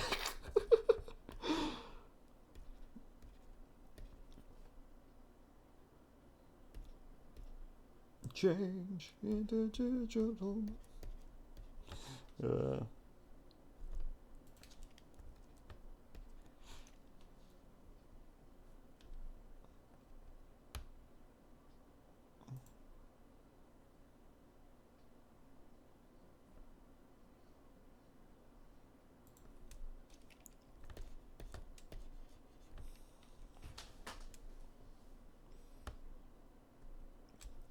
But it, that be as it may, I really enjoy how this one's coming, how the design's coming along.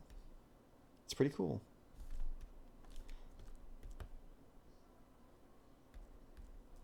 Wouldn't you say so yourself? Yeah, it was definitely a challenge. It's definitely different than than what like I'm used to. That's what I thought was pretty fun about it.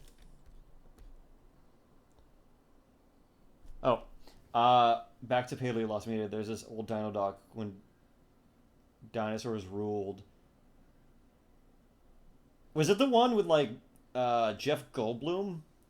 It was like supposed to be a spin-off series of like Paleo World. I don't remember this at I all. think I think I know what you're talking about because I remember the exact T-Rex.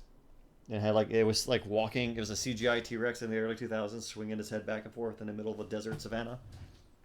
Oh dang, Another sounds one intense. that I like was Ultimate Guide T-Rex, which had like a puppet and claymation T-Rex that looked super sick. Like it had like a great design. I love that design. It was so cool.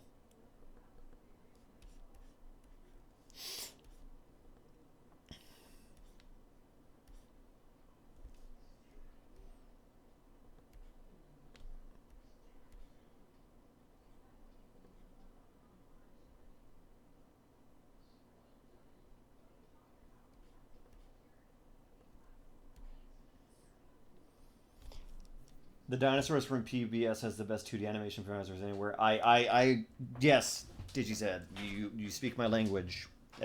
I think you maybe you brought this up last stream, but if not, yes. To be quite honest, if a little sneak peek into my own projects, I also do animate. I'm learning 2D animation, and actually I've been at 2D animating for a while, but I'm getting better at it now, taking it more seriously. So I have things in planned in store for cool 2D animated dinosaur doc kind of vibe. So I will leave it at that, and that's for later. But heavily inspired by the dinosaurs, which I super love. Like I really like that aesthetic. Like don't get me wrong, if I do like the documentary is gonna be more like up to date and like you know up to date to what we have now or the knowledge we have now, but I want to keep that kind of vintage aesthetic. I literally this is my brand. That is my brand aesthetic. That I'm kind of, as you can see, Justin. Yeah, I get you. I get you. Like you're speaking my language. I love the PBS dinosaurs. God, I will redesign those so hard. I probably will.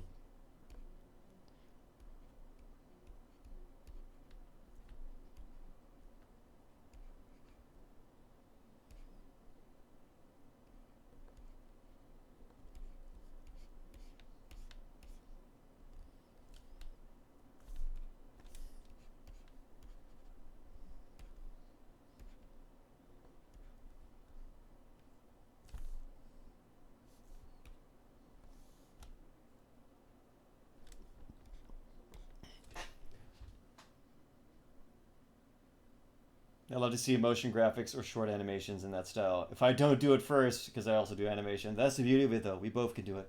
We could do it together. Uh, there's enough room for paleo media. You have yours, and do whichever you want. And I'd love to see that. Like, tell me when you do that. Like, that is gonna be cool. Hell, if you need storyboard animators, let me know.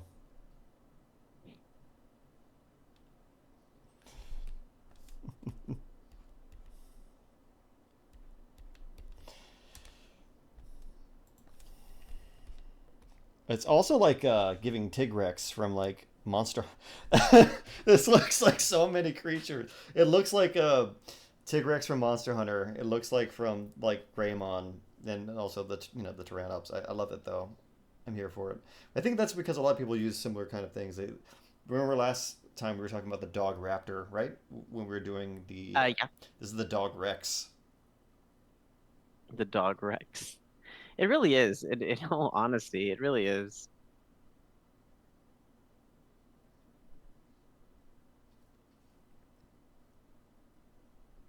Oh, yours is looking so great. Drag.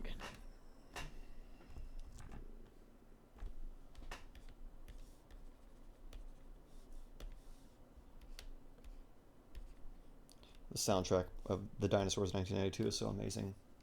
Like I love that whole entire thing.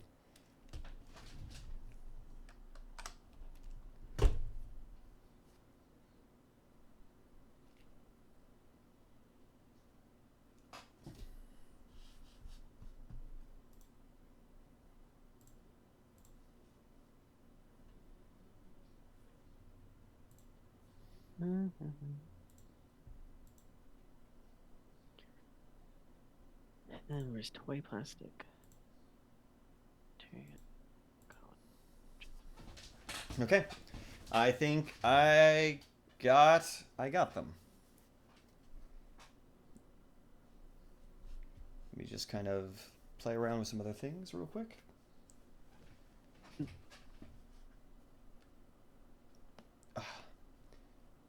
Oh, actually, oh my God, Justin, that looks looking great. Great texture. I'm trying. I'm trying. No, don't rush. Don't rush. You got time. Do I? Yeah, it's 8:19. You got like 10 minutes. You're gonna speed paint. I believe in you. That's basically what I'm doing. Hey, build speed. But Speed. speed. The needs for speed. Ooh. I feel the need for speed. You know what? Just for fun, I'm gonna make another layer, and I'm gonna quickly do just a quick little sketch off the dome of the Velociraptor. What's the Velociraptor Archaeopteryx one? Velociraptor X. I'm gonna do a speed draw of that right now. Do it.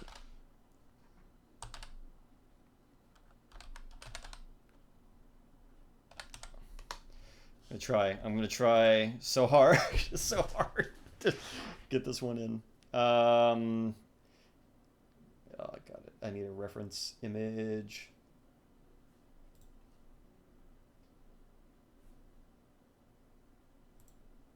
Okay, I have one.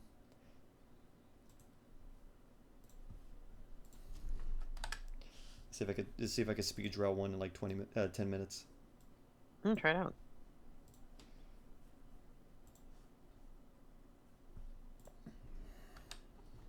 Probably just gonna be like a bust. Nah, Nah, it'll be fun. I could do the whole thing. Let me see. Okay, let's see.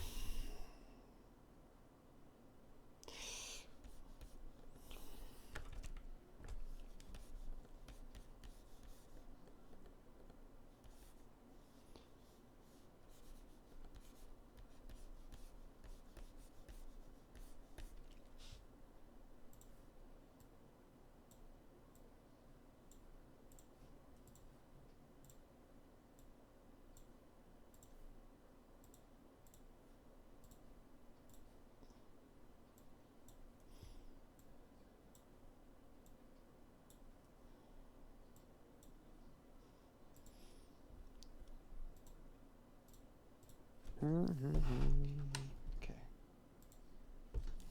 Let's go. Just gonna flow. Just let it flow.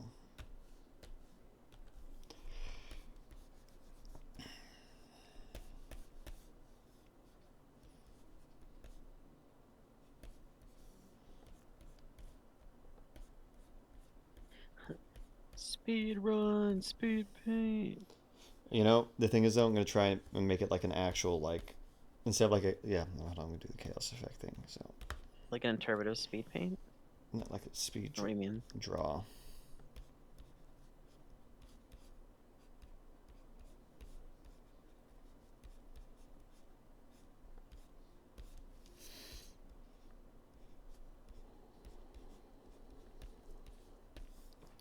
This kind of ends up feeling like a giant like Manoraptor terror bird almost. Oh my god. You know what? You know what? Yeah. You know what? There. I was thinking about it all wrong.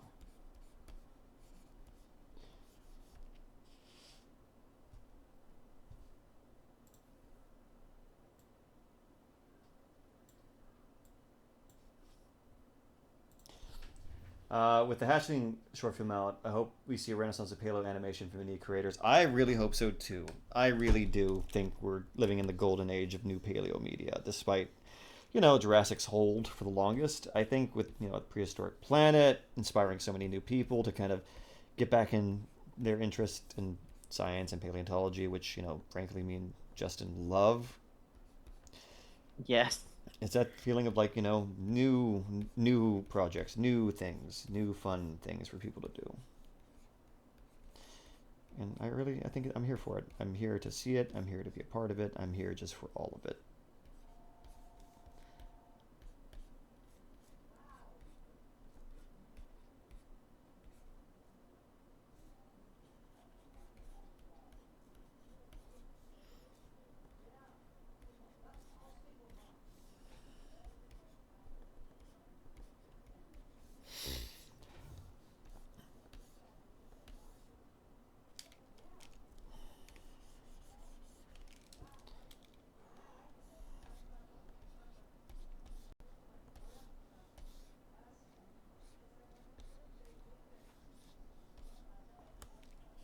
Mm-hmm.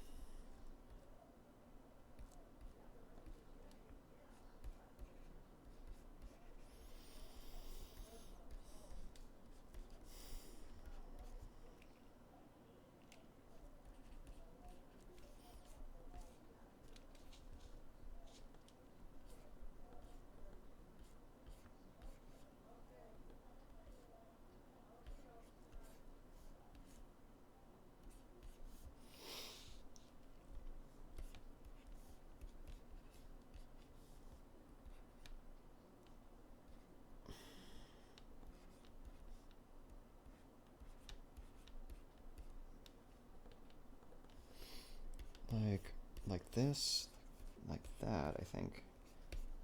Like this guy would be like 95% leg. He really is, though.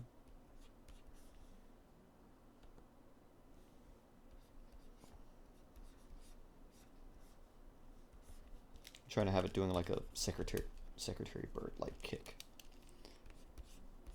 So the weight would be pivoting right here.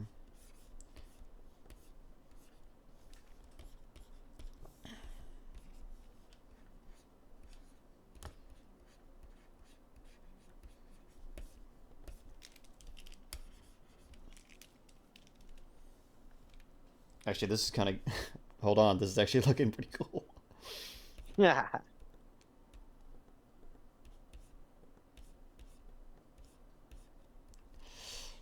And then we'll go with the blue. Okay, I just have to like vaguely off the top of my head try to remember what Archaeopteryx looks like as well.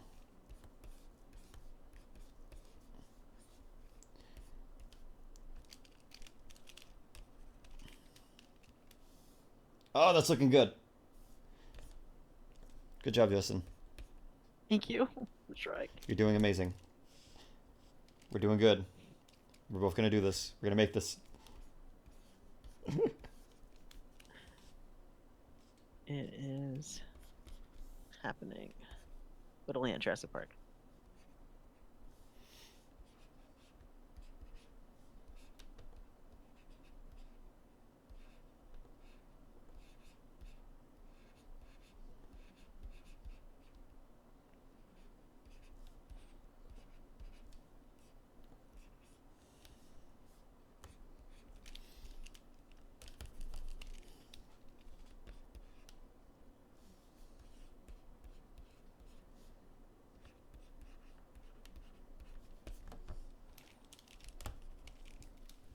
I'm not gonna lie. This is also really kind of cool. It just looks like a Mantaraptor terror bird. I want to see. Yeah, it's really graceful. I like the limberness of it. It's like well, that's what Velociraptorix kind of looks like.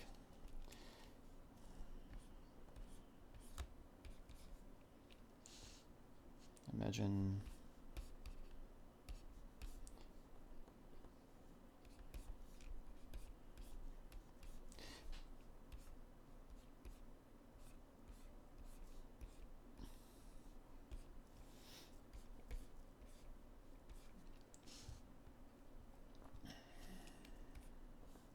This one's kind of, I guess I went for more of like a naturalistic kind of feel for this one. Mm-hmm. Doesn't feel as extreme as it really should be. Extreme. This is kind of funny. I might canonize this design. You should. That's what's kind of fun about this. Like I've noticed like the ones that kind of feel like more like believable. Like I'm not saying that Tyrannonops couldn't be believable, but like I don't know, this could work for my island chain, for my Spec Evo project. It's not that hard to make. I know.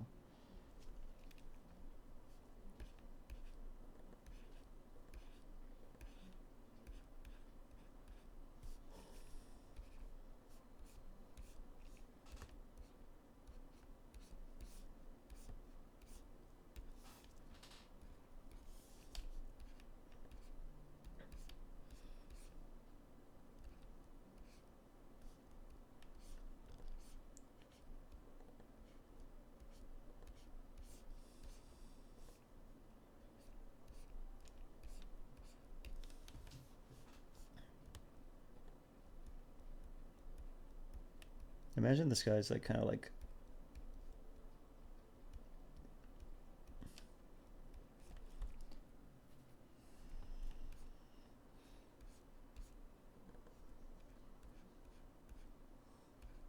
Like what? Hold on. I'm just trying to get some details.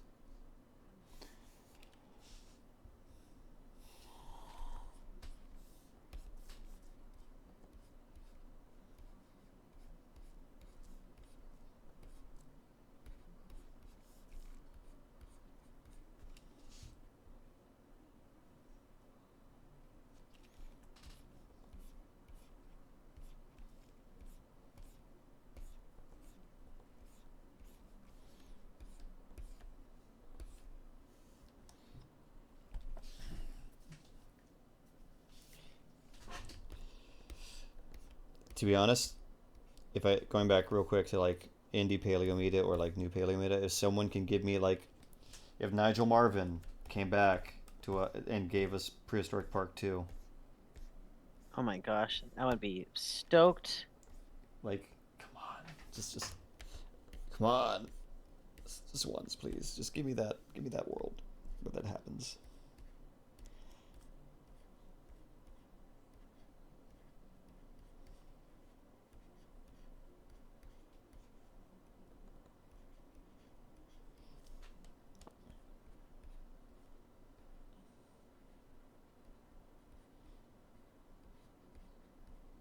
Ooh, wait a minute, this is kind of. That's looking great.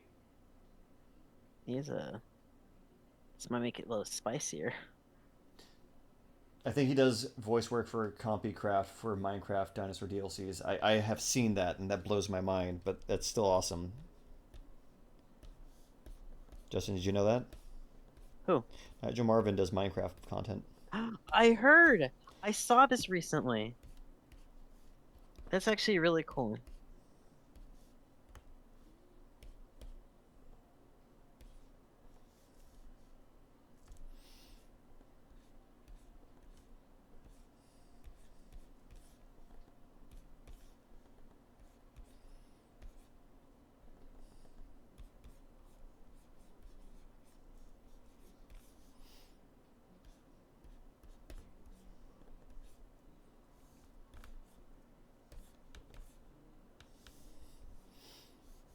That looks right on time for Halloween. Who am I kidding?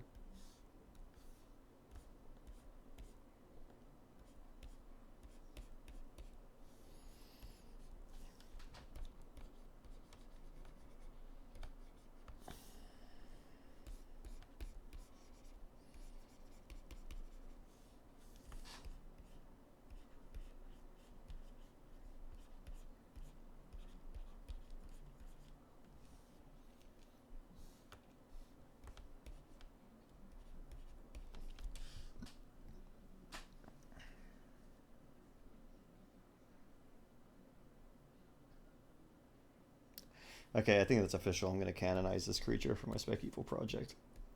We'll modify this, but you know, I actually do really like how it's kind of looking. I can use like a mana raptor on the island. I'll just make it like a heron.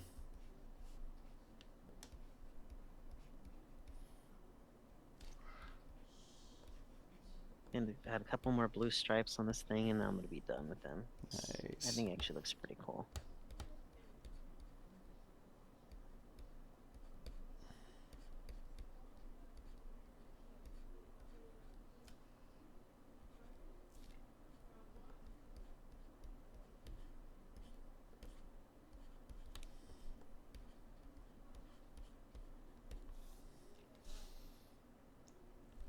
Gives off Secretary Bird vibe. Awesome. Yeah, that's what I was going for. Like a mana raptor and Secretary Bird.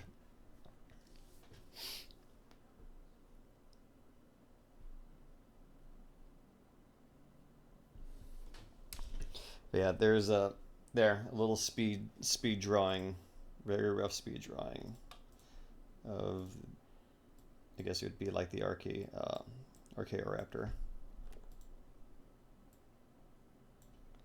Not too bad.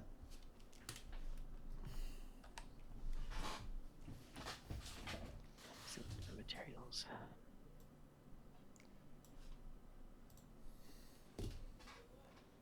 Dude, that looks so sick. Dude, you even put like a pink kind of texture on the nose and mouth. Awesome. Like that flesh. A little fleshy. Yeah, just a little fleshy. I see you, sir. I appreciate you. That's so good, man. Thank you. It reminds me of like the thylacine. Oh yeah, yeah. That's kind of the idea that I had for like the mouth. I love that You know, though. there you go. What's that? Perspective off. There you go. And then I think we got him. wait, I could adjust his eyes. And these look good.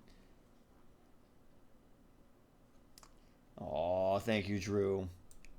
You know, all we tried to do is make cool art. Make cool art. Yeah, there's something to be held in that though. We're drawing things to make ourselves happy at the end of the day. Like when we do stuff like this, when we're sharing our interests. So it's always good to kind of remember that. Always, when you're doing on your personal stuff, make art that you wanted to see. Make little kid version of you happy. Yes, very, very much true. You know, and you know, and challenge yourself. Challenge yourself a little bit. Yeah, that too. You know, do it to make mistakes with the intention that you're going to make mistakes and you're going to learn something. Exactly. Exactly. Because you may just surprise yourself. Exactly. Like I surprised myself. I really like how this guy came out. I like it. These came out great. I like all of your renders, dude, including your sketch of the Velociraptor Rex. That was so much fun. Let me bring that up. Get the people what they want just a little bit. Like this is not bad though. Like I said, I really like this. Kind of like this design. I'm gonna canonize it for my Spec Evo Island project.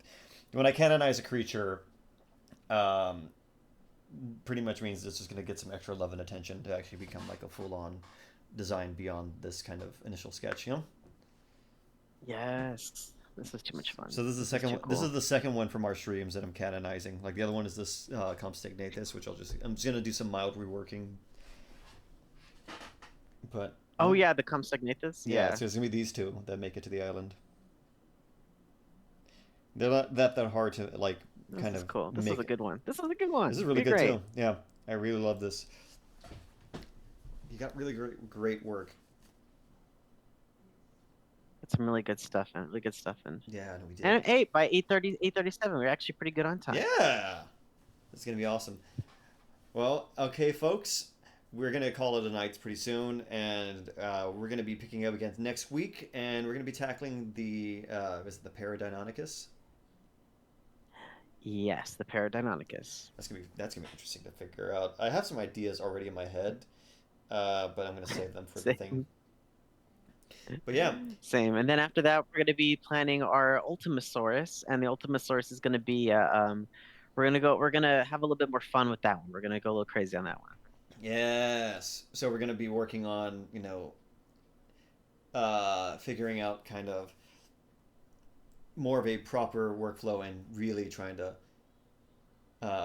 render that out as if we're doing professional work on that one. Oh, Black Eyed Acro. Looking forward to Para. I'll see if I can post my stream art tonight. Yeah, feel free to post anything. Yes. Tag us in it. We'll post it on ours. We always love to see what people worked on while they were working with us. Oh, and DigiZ said, I'm gonna be honest, these streams tickle my creative bone and are a huge inspiration for me. Thank you guys. Aw, anytime. Oh, you're too kind. You're too You're kind. too kind. But anytime, yeah, no, we're grateful to hear that. We just like people exercising their imaginations and creating awesome, show us your beautiful worlds, filled with your characters and creatures and your spaces. And, grow at your own pace. That's ultimately what me and Justin made these about is, to allow us to fail, experiment, and grow and, share our creativity and at the same time evolve our creativity. Yep, trying to get that get those the creative juices flowing, Yeah. Before we go, Justin, did you want to let them know anything details about setting the potential Discord? Yeah, everybody. So it's we're almost done figuring it out. How about just basically putting in a couple of like just rules and guidelines and things like that, and different little channels for topics.